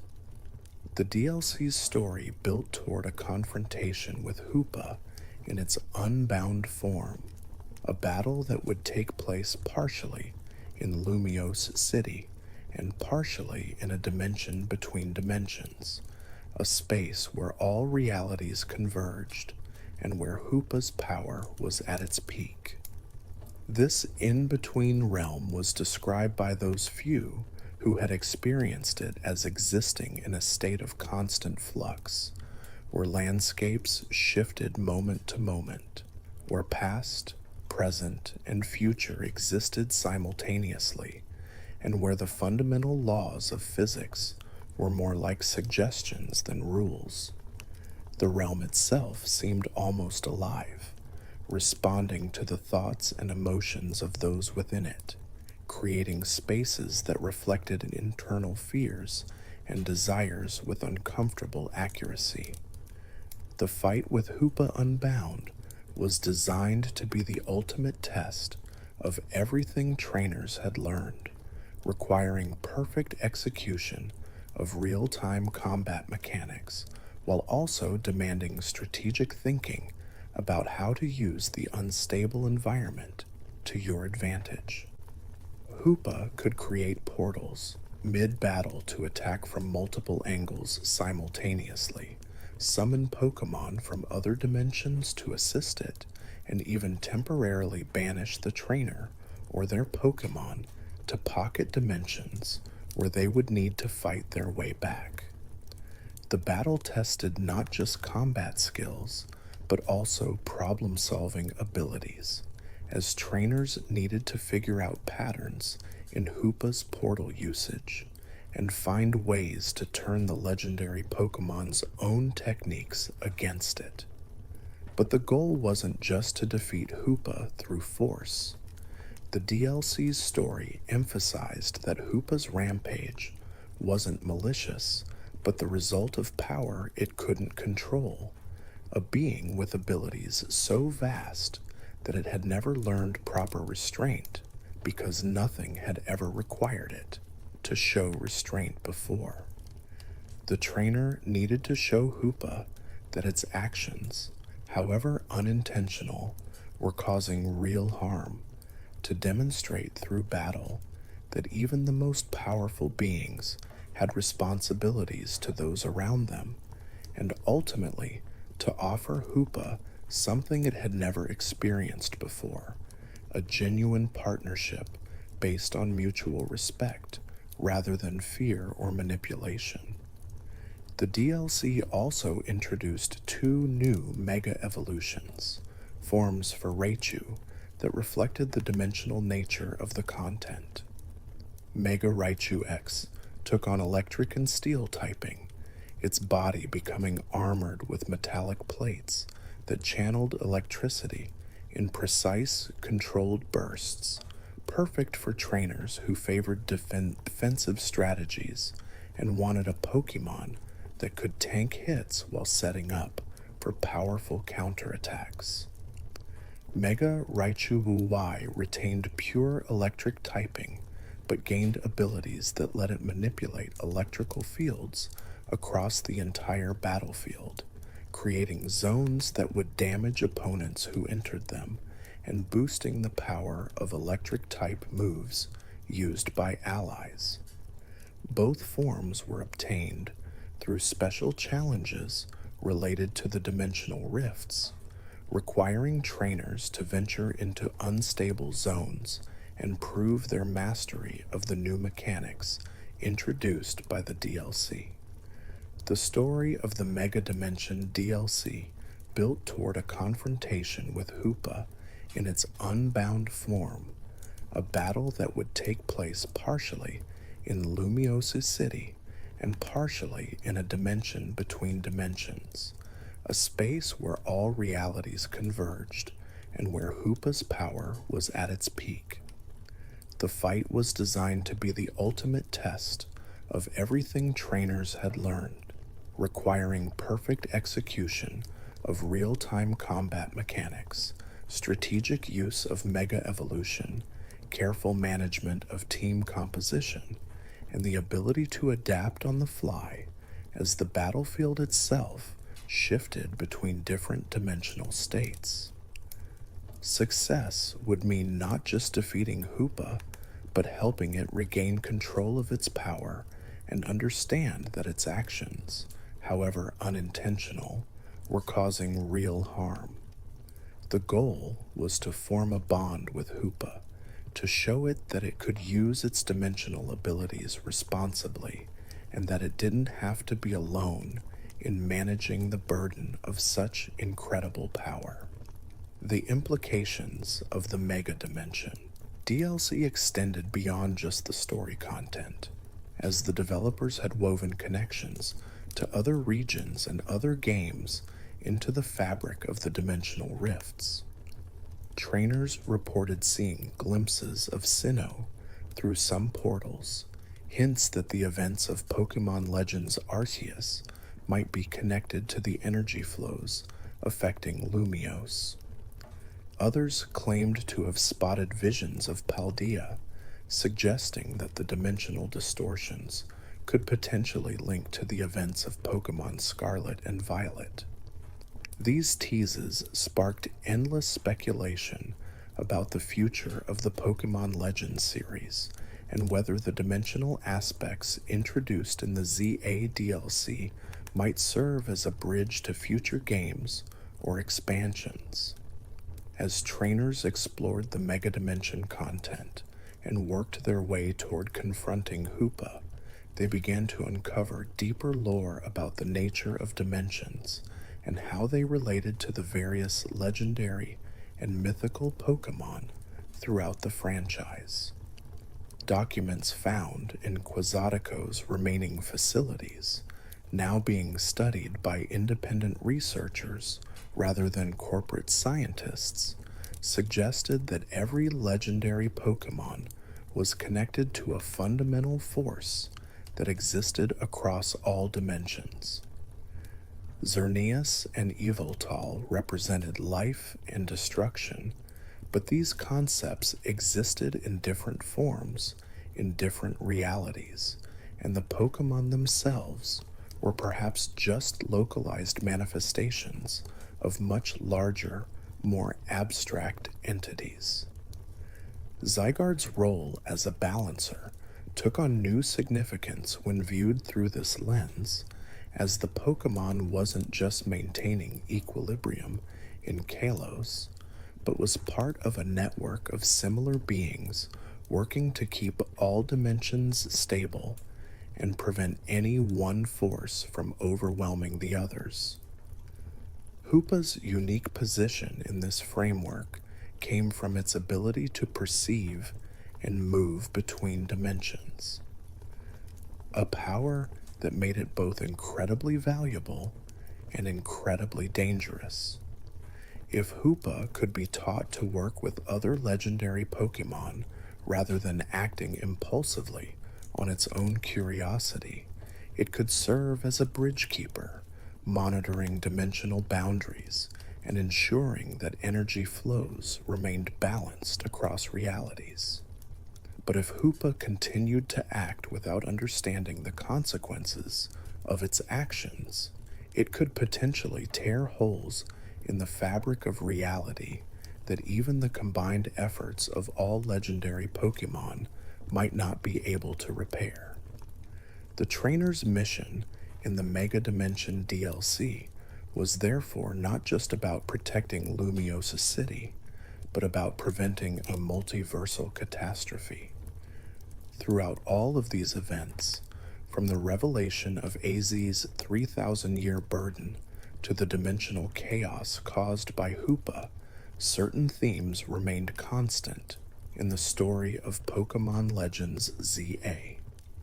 The game explored what it meant to live with the consequences of your choices, how progress and preservation could coexist, the importance of trust between humans and Pokémon, and the danger of pursuing power without wisdom.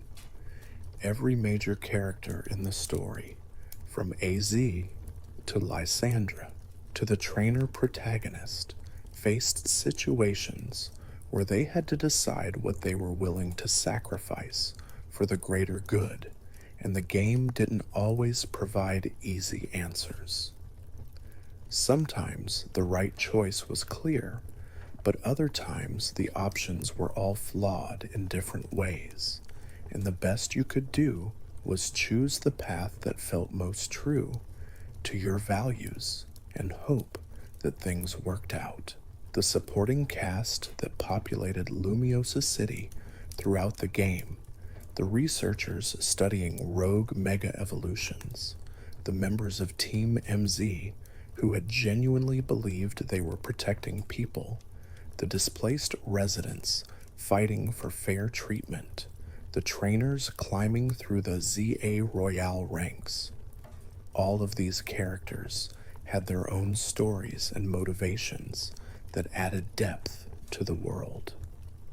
Among the most memorable supporting characters was Dr. Sir Margot Laurent, a Pokémon researcher who had dedicated her career to understanding mega evolution and who became one of the first to recognize that something was wrong with the energy signatures in Lumiose. She had worked for Quasatico Corporation initially, drawn by their promises of cutting-edge facilities and unlimited research funding, But as she uncovered more evidence of the corruption, she found herself increasingly at odds with her employers. Dr. Lawrence's story arc involved a difficult choice between her career and her conscience, as speaking out against Quasatico would mean losing her position, her access to research equipment, and possibly her reputation in the scientific community. But remaining silent while Pokemon suffered was something she ultimately couldn't do, and her decision to become a whistleblower set in motion events that would eventually expose Quasatico's dangerous experiments. Another significant character was Marcus Chen, a veteran Team MZ member who had joined the organization believing he was doing important work protecting the city from rogue mega Pokemon. Marcus had been a trainer before joining Team MZ, had competed in the ZA Royale, and reached C rank before deciding he wanted to use his skills for something more meaningful than personal advancement. He trained hard, passed the rigorous entrance exams, and threw himself into the work with genuine dedication. But as the frequency of rogue mega incidents increased, and he began noticing patterns that didn't make sense, patterns like how Team MZ always seemed to arrive at incidents almost before they were reported, or how certain areas where Quasatico was conducting research had higher incident rates than others, he started to question whether the organization he served was really what it claimed to be. Marcus's journey from true believer to skeptic to eventual ally of those opposing Quasatico provided a perspective on how good people could unknowingly become part of harmful systems. Elena Torres represented the displaced residents, people who had been forced from their homes by Quasatico's redevelopment projects and who organized to demand fair treatment. She had lived in Lumiose her entire life, had raised her children in an apartment that had been in her family for 3 generations, and had built a community among neighbors who looked out for each other. When Quasatico announced plans to demolish her building to make room for a new corporate facility, offering compensation that wouldn't come close to affording equivalent housing in the increasingly expensive city, Elena refused to accept it quietly. She organized tenant meetings, started a petition, reached out to media outlets, and built a coalition of affected residents who shared their stories publicly. Elena wasn't a trainer, didn't have Pokémon of her own to battle with, but she had determination and a gift for organizing people, and she became a thorn in Quasatico's side that no amount of PR spin could remove. Among the ZA Royale competitors, a trainer named Jacques stood out for the unusual partnership he had formed with his Aegislash.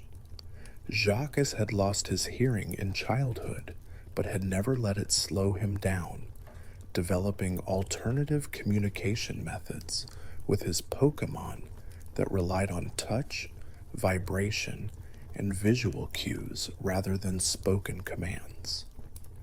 His Aegislash could sense the slightest changes in Jacques' stance and grip, responding to signals that other trainers couldn't even perceive. In real-time battles, this silent communication gave them an advantage, as opponents couldn't listen in on their strategy discussions or anticipate moves based on called-out commands. Jacques climbed to B rank through a combination of skill and the unique synergy he had developed with his team, and his presence in the competition inspired other trainers with disabilities to realize that there were many paths to success. Amelie DuPont was a young Pokémon Center nurse who worked the night shifts during ZA Royale hours, treating injured Pokémon from battles and sometimes dealing with trainers who pushed themselves or their teams too hard. She had wanted to be a competitive trainer herself once, had dreamed of climbing the ranks and reaching A rank to claim the legendary wish. But an injury during her teenage years had left her with chronic pain that made the physical demands of real-time combat impossible to maintain. Instead of giving up on her dream entirely, she redirected it, deciding that if she couldn't be the one battling, she could support those who did by ensuring their Pokémon received the best possible care. Amelie developed a reputation for being able to calm even the most distressed Pokémon, for knowing exactly what each species needed to recover quickly, and for being willing to speak bluntly to trainers who weren't treating their partners with proper respect. Not everyone who worked for Quasatico Corporation was villainous. Many were simply people trying to do their jobs and provide for their families, unaware of the dangerous experiments happening in hidden laboratories beneath their feet.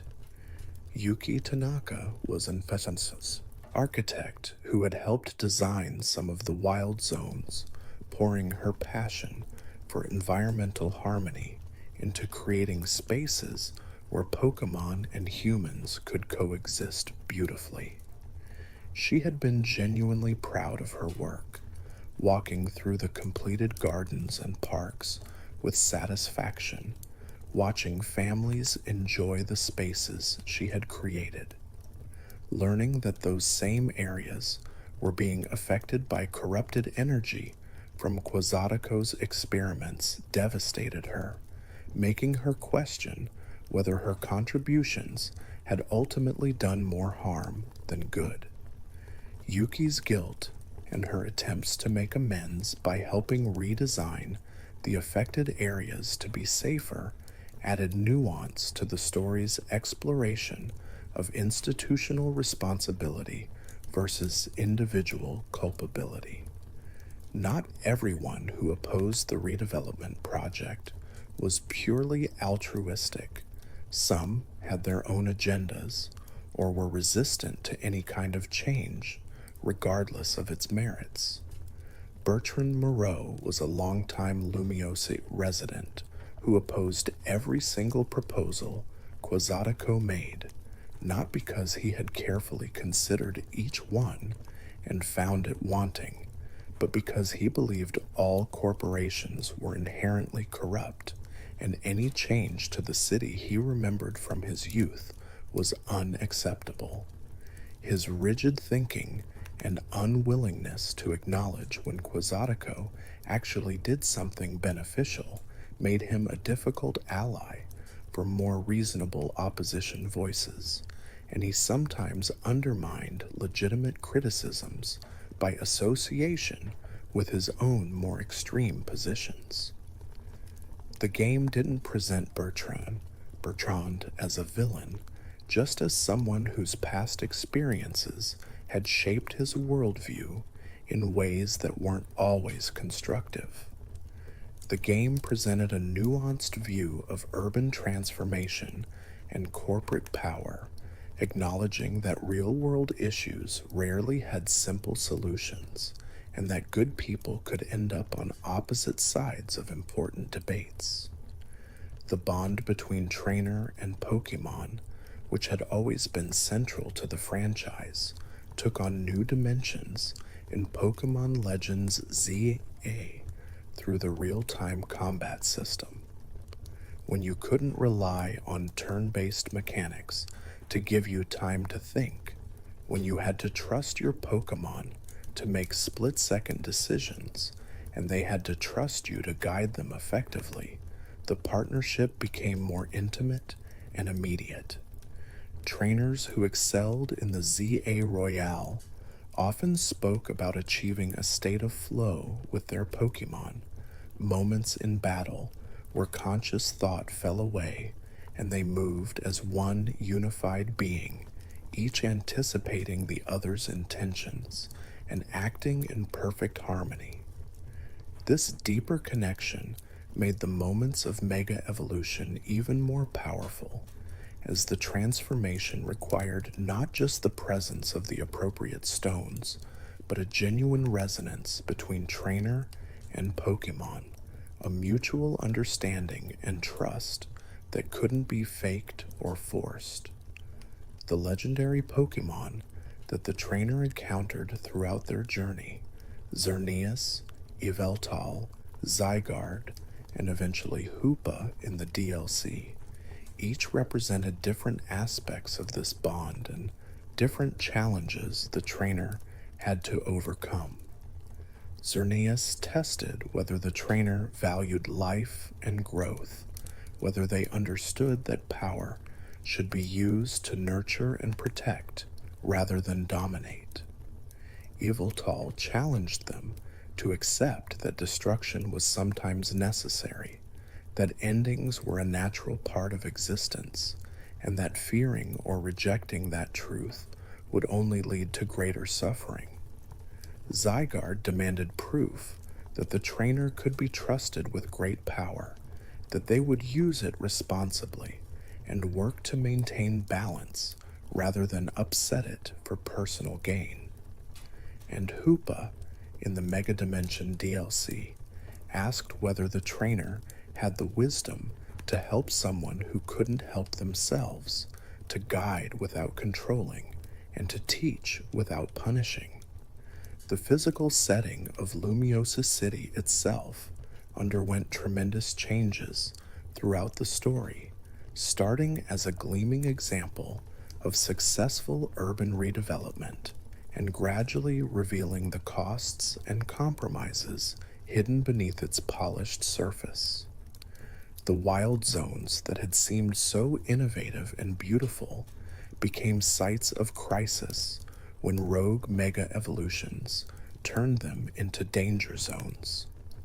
The battle arenas where trainers had competed for rank and glory became places of community gathering as people came together to support each other during the various crises. The corporate towers that had symbolized progress and prosperity became monuments to hubris after the truth about Quasatico's experiments came to light. By the end of the game, Lumiose was still standing and still beautiful, but it was a different kind of beauty, one tempered by experience and earned through struggle rather than simply purchased through investment. The ZA Royale itself evolved from a corporate-sponsored competition into something more organic and community-driven after Quasatico's fall from grace. New organizers took over the management of the ranking system, implementing reforms to make it more accessible and less focused on aggressive competition. The ranks remained, as did the real-time combat system that had proven so popular, but the emphasis shifted from individual achievement to collaborative growth. High-ranking trainers were encouraged to mentor newcomers, sharing the skills and strategies they had developed rather than hoarding knowledge as competitive advantage. The wish that was supposed to be granted to those who reached rank A was reframed as a symbolic achievement, a recognition that by reaching the top, trainers had essentially been granted the ability to make their own wishes come true through the skills and bonds they had developed along the way. AZ continued to run Hotel Z throughout all of these events, maintaining his quiet refuge for travelers and providing a constant presence in a city that had seen tremendous upheaval. The old king never sought recognition for the role he played in helping Lysandra find a path toward redemption, or for the wisdom he shared with the trainer during their journey. He simply did his work, kept his hotel welcoming, and waited with patient hope that someday, somehow, his Floette might return to him. The game never provided a definitive answer to whether that reunion would happen, leaving it as an open question that reflected the reality of living with regret and the uncertainty of redemption.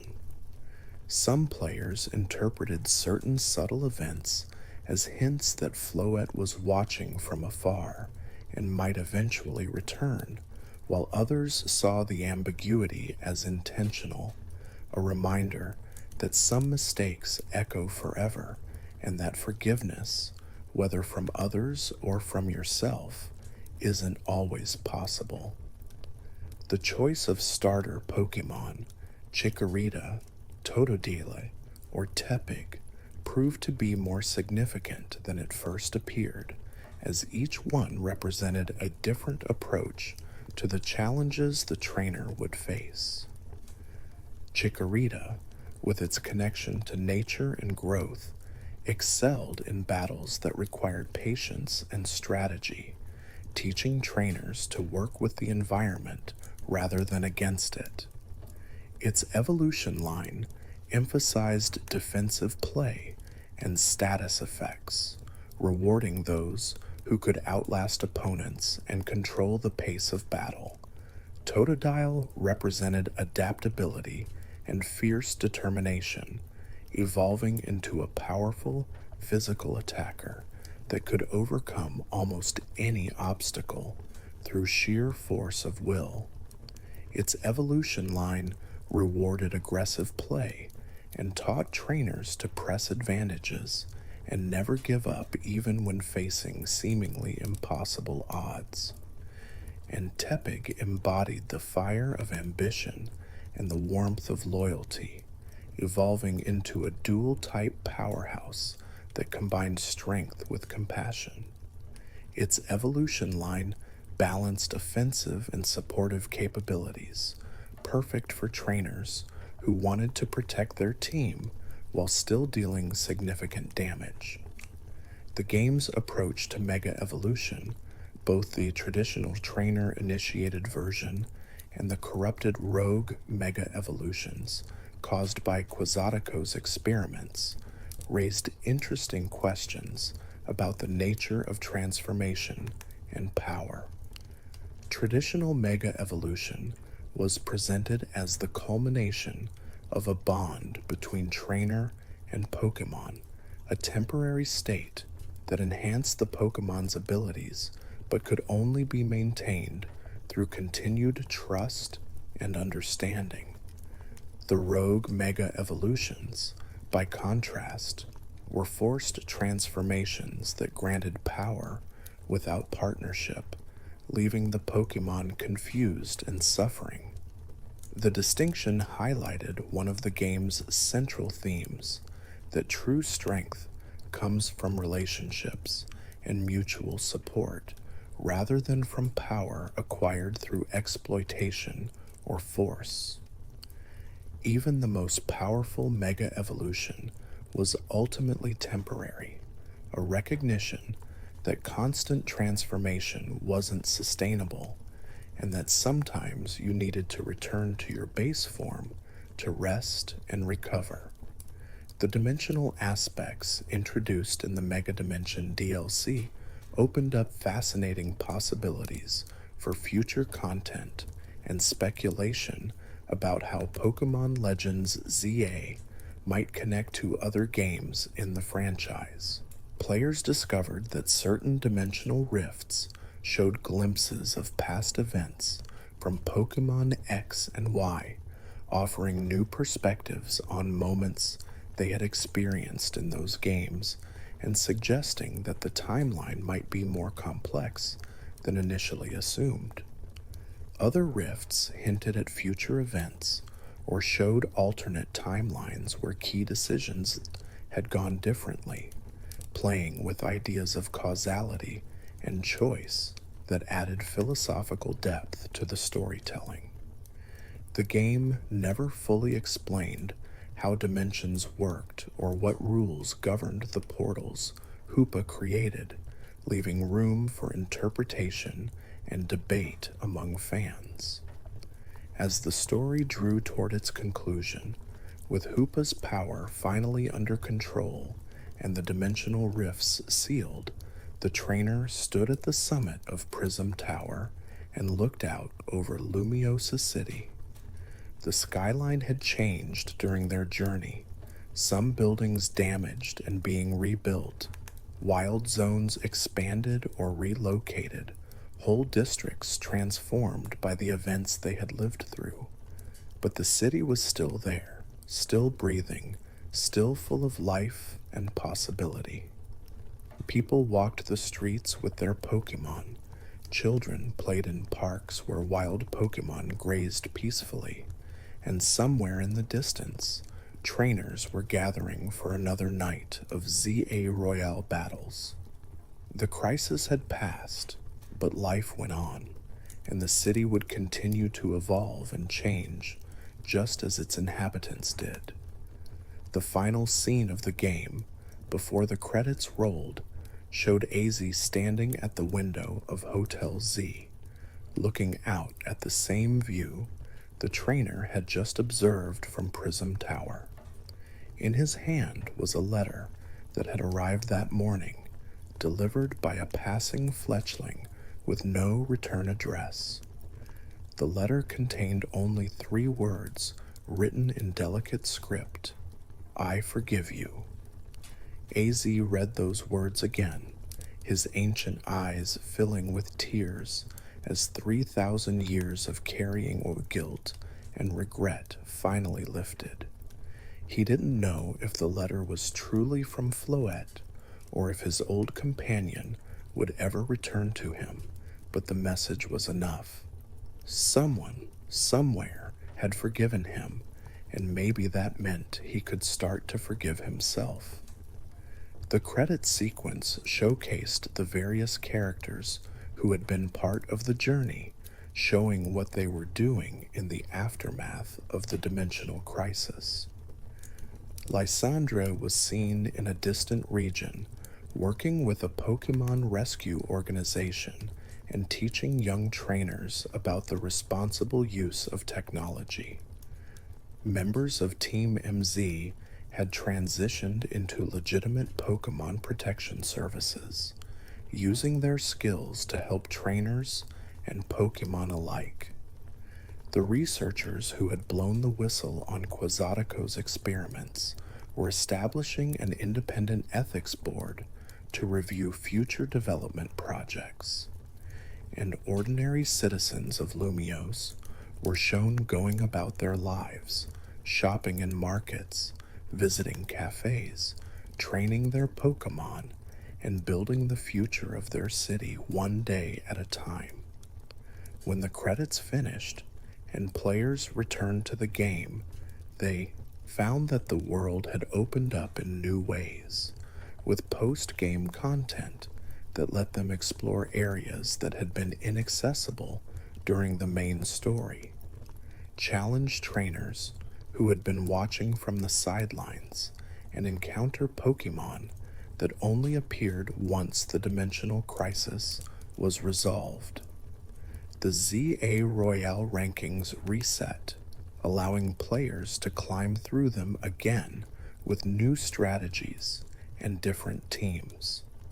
And scattered throughout Lumiose were NPCs who shared their own stories about the events that had transpired, offering perspectives that filled in gaps and added nuance to the narrative.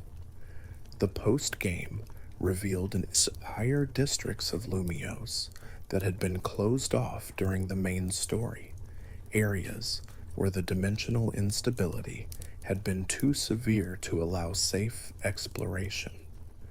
One such area was the underground archives, a massive library buried beneath the city that contained records dating back to the era of AZ's original kingdom. Trainers who explored the archives discovered that Kalos's history was far more complex than they had realized, with evidence of civilizations that had risen and fallen before the current era, of previous catastrophes that had reshaped the region, and of other individuals who, like AZ, had made terrible mistakes in pursuit of what they believed was right. The archives weren't just a source of lore, they were a puzzle, with the information hidden in ways that required solving riddles, translating ancient languages, and piecing together fragments from different sources to understand the complete picture. A quest line in the post-game involved helping Dr. Laurent establish an independent Pokémon research institute that would study mega evolution without corporate influence or pressure to produce commercially viable results. Players needed to gather support from the scientific community, secure funding from ethical sources, and recruit researchers who had become disillusioned with how Quixotico had operated. The quest line took dozens of hours to complete and involved everything from political negotiations to Pokemon battles to solve problems that arose during the Institute's construction. But the reward was seeing a new institution emerge that prioritized Pokemon welfare and honest research, a tangible sign that the events of the game had led to lasting positive change. Another post-game storyline followed Marcus Chen as he worked to reform Team MZ from within, removing members who had been complicit in Quixotico's schemes and establishing new protocols that would prevent similar corruption in the future. Players assisted Marcus by gathering evidence, interviewing other Team MZ members to determine who could be trusted, and sometimes battling those who resisted the reforms. The quest line didn't shy away from the complexity of institutional change, showing how even people who agreed that reform was necessary could disagree sharply about how it should be implemented, and how progress often required compromise and patience rather than dramatic gestures. Elena Torres's post-game content involved helping the displaced residents either return to rebuilt versions of their former homes or find new accommodations that met their needs without displacing other vulnerable communities. This wasn't a simple fetch quest series, but rather a complex negotiation involving city planners, developers, community organizers, and the residents themselves. Players needed to balance competing interests, find creative solutions to housing shortages, and sometimes make difficult choices about resource allocation when there wasn't enough to give everyone everything they wanted. The storyline acknowledged that some problems don't have perfect solutions, only better or worse compromises. Post-game battles against high-level trainers tested skills that players had developed throughout their journey, with opponents who used advanced strategies and required careful team composition to defeat. One particularly memorable challenger was a mysterious trainer who appeared only at night in the highest point of Lumios, offering battles that changed each time you faced them as they rotated through different team combinations and strategies.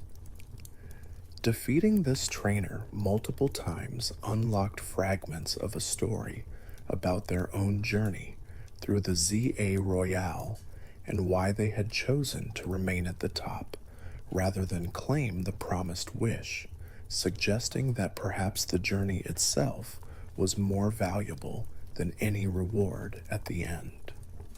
The Mega Dimension content expanded in post-game to include stable portals to other dimensions that players could explore more thoroughly once Hoopa's power was under control. These post-game dimensions offered glimpses of alternate Kalos regions where history had taken different paths, where Team Flare had succeeded or never existed, where different Pokémon were native to the region, or where the ultimate weapon had never been built and AZ's kingdom had developed along different lines. Exploring these alternate realities raised philosophical questions about choice and consequence, free will and destiny, and whether the world players knew was inevitable or just one possibility among many.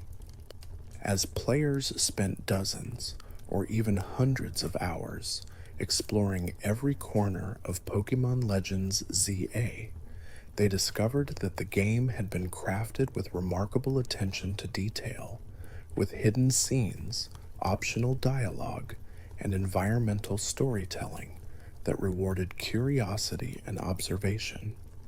Books in AZ's hotel described historical events from Kalos's past, but reading them all in a specific order revealed a hidden narrative about other immortals who had existed throughout history and how they had coped with their condition. Overheard conversations between NPCs revealed subplots and character motivations that weren't explicitly stated in main story scenes, showing how the same events affected different people in different ways. And certain Pokémon could only be found in specific locations at specific times under particular weather conditions, encouraging players to return to areas they had already explored and see them from new perspectives.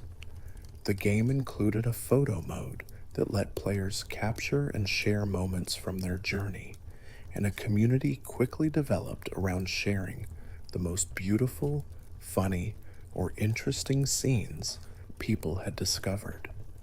Some players focused on documenting every rogue Mega Evolution encounter, creating comprehensive guides that helped others prepare for these challenging battles.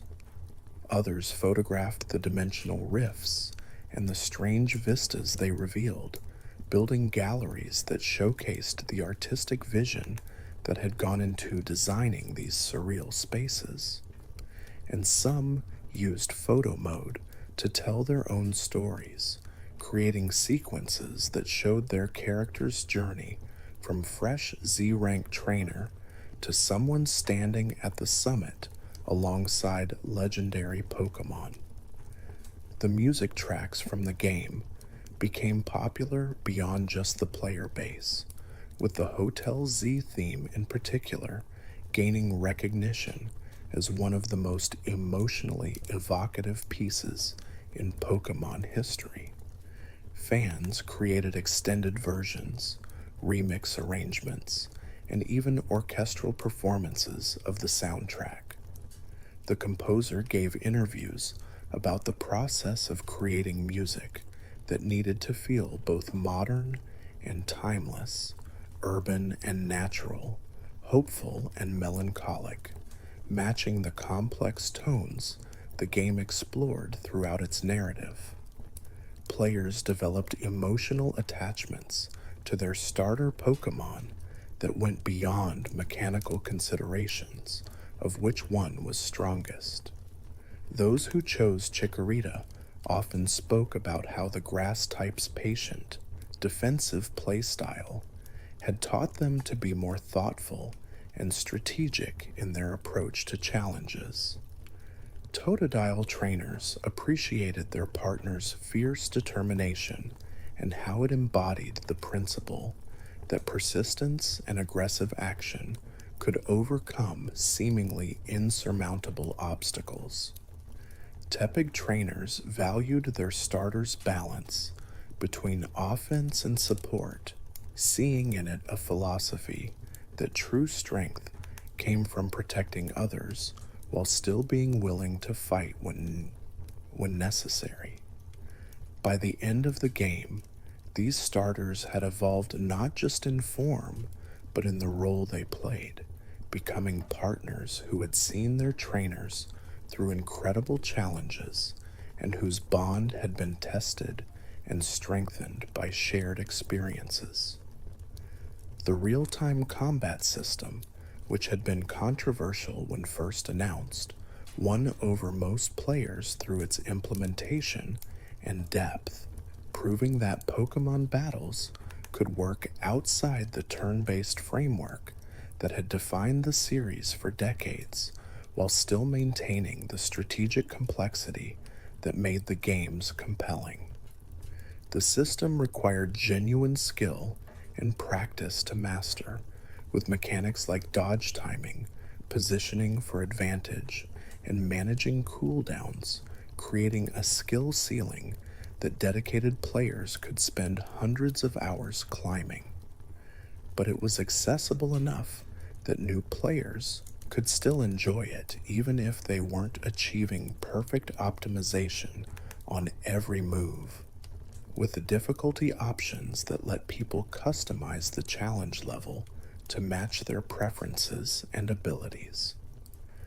Online communities formed around Pokémon Legends ZA developed their own cultures and inside jokes, with specific moments from the game becoming reference points that players used to communicate shared experiences.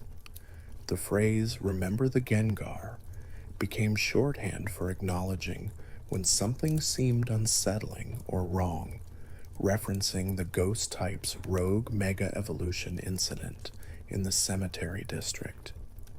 Just like Celeste was used to describe any victory that came through patience and outlasting an opponent rather than overwhelming them.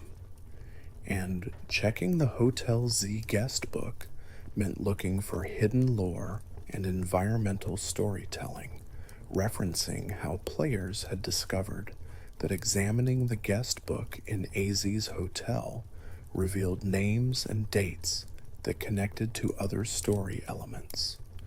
The game never explicitly stated what happened to the wish that was supposed to be granted to trainers who reached rank A in the ZA Royale, leaving it as one of several deliberate ambiguities that encouraged players to draw their own conclusions.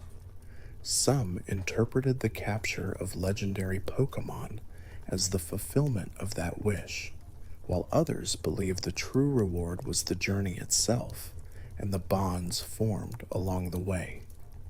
A few players noticed subtle hints that suggested the entire ranking system had been created by Zygarde as a way to identify trainers worthy of trust, making the wish less a prize to be claimed and more a test to be passed. Whatever the truth, the question added to the game's replayability, as players returned to look for clues they might have missed and debated theories in online communities. The relationship between Pokémon Legends ZA and earlier games in the Kalos region was handled with care and respect, honoring the events of Pokémon X and Y while building something new on their foundation. References to the previous games were woven throughout the story, with locations, characters, and plot points connecting in ways that rewarded longtime fans without alienating newcomers. The game assumed players knew the basic outline of what had happened with Team Flare and the ultimate weapon, but it provided enough context that someone experiencing Kalos for the first time could follow the story without confusion. This balance between nostalgia and accessibility was one of the game's strengths, allowing it to serve as both a sequel to X and Y and a standalone experience in its own right. The music and sound design of Pokemon Legends ZA contributed significantly to the game's atmosphere, with tracks that ranged from peaceful and contemplative during exploration to intense and driving during real time battles. The composer incorporated motifs from Pokemon X and Y, reimagining familiar melodies in new arrangements that reflected how Lumiose City had been changed. The theme that played in Hotel Z was particularly memorable, a gentle piece that evoked both melancholy and hope, perfectly capturing AZ's emotional state. And the battle theme for the ZA Royale was an energetic track that combined electronic elements with orchestral instruments, creating a sound that felt both modern and timeless. The visual design embraced the Art Nouveau aesthetic that had always been associated with Lumiosa City, but updated it with touches of sleek modern architecture and organic elements from the wild zones. The result was a city that felt lived in and real, with distinct districts that each had their own character and atmosphere. The lighting was particularly impressive, with dynamic day-night cycles that changed not just the appearance of the city, but also the types of Pokemon that appeared and the activities available to players. Watching the sun set over Lumiose from the top of Prism Tower, seeing the city lights come on one by one as battle zones activated for the night, became a favorite moment for many players. The Pokemon designs for the new Mega Evolutions introduced in the game maintained the quality and creativity fans had come to expect from the series, each one feeling like a natural evolution of the base Pokemon while adding unique elements that made them distinct and memorable. Mega Raichu X, with its armored plating, looked like a Pokemon that had been through countless battles and emerged stronger for it, while Mega Raichu Y, with its flowing electrical patterns, seemed like pure energy barely contained in physical form. The rogue Mega designs were intentionally unsettling, with color palettes that skewed toward dark purples and blacks and animations that emphasized their corrupted, uncontrolled nature. As players spent dozens or even hundreds of hours exploring every corner of Pokemon Legends ZA, they discovered that the game had been crafted with remarkable attention to detail, with hidden scenes, optional dialogue, and environmental storytelling that rewarded curiosity and observation. Books in AZ's hotel described historical events from Kalos's past. Overheard conversations between NPCs revealed subplots and character motivations, and certain Pokemon could only be found in specific locations at specific times, encouraging players to return to areas they had already explored and see them from new perspectives. The real-time combat system, which had been controversial when first announced, won over most players through its implementation and depth, proving that Pokemon battles could work outside the turn-based framework that had defined the series for decades, while still maintaining the strategic complexity that made the games compelling. The system required genuine skill and practice to master, but it was accessible enough that new players could still enjoy it even if they weren't achieving perfect timing on every move. And the fact that the game still included traditional turn-based options for certain battles and challenges ensured that fans who preferred the classic style weren't completely left behind. The story's treatment of corporate power and urban development as themes gave Pokemon Legends ZA a relevance that resonated with players dealing with similar issues in their own lives. Cities changing faster than communities could adapt, corporations wielding influence that seemed to supersede democratic governance, and the tension between economic growth and environmental protection. The game didn't preach or offer simple solutions, but it acknowledged these complexities and encouraged players to think critically about them. Quasatico Corporation was neither wholly evil nor entirely benign. It was a human institution with all the flaws and contradictions that implied, capable of both genuine innovation and harmful exploitation, depending on who was making decisions and what pressures they were responding to. The character development arcs, particularly those of AZ and Lysandra, provided emotional anchors for the larger plot, grounding the story in personal struggles that players could relate to even when the stakes involved legendary Pokemon and dimensional rifts. AZ's journey from isolated wanderer to someone who had finally found a measure of peace was handled with subtlety and grace, never resolved too easily, but showing genuine progress over the course of the game.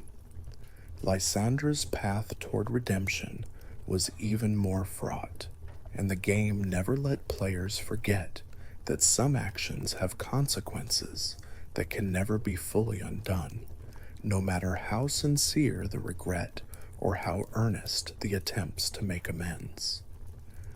The trainer protagonist remained a mostly silent character in the tradition of Pokemon games, but their choices and actions throughout the story shaped the world around them in meaningful ways, creating a sense of agency and investment in the outcome.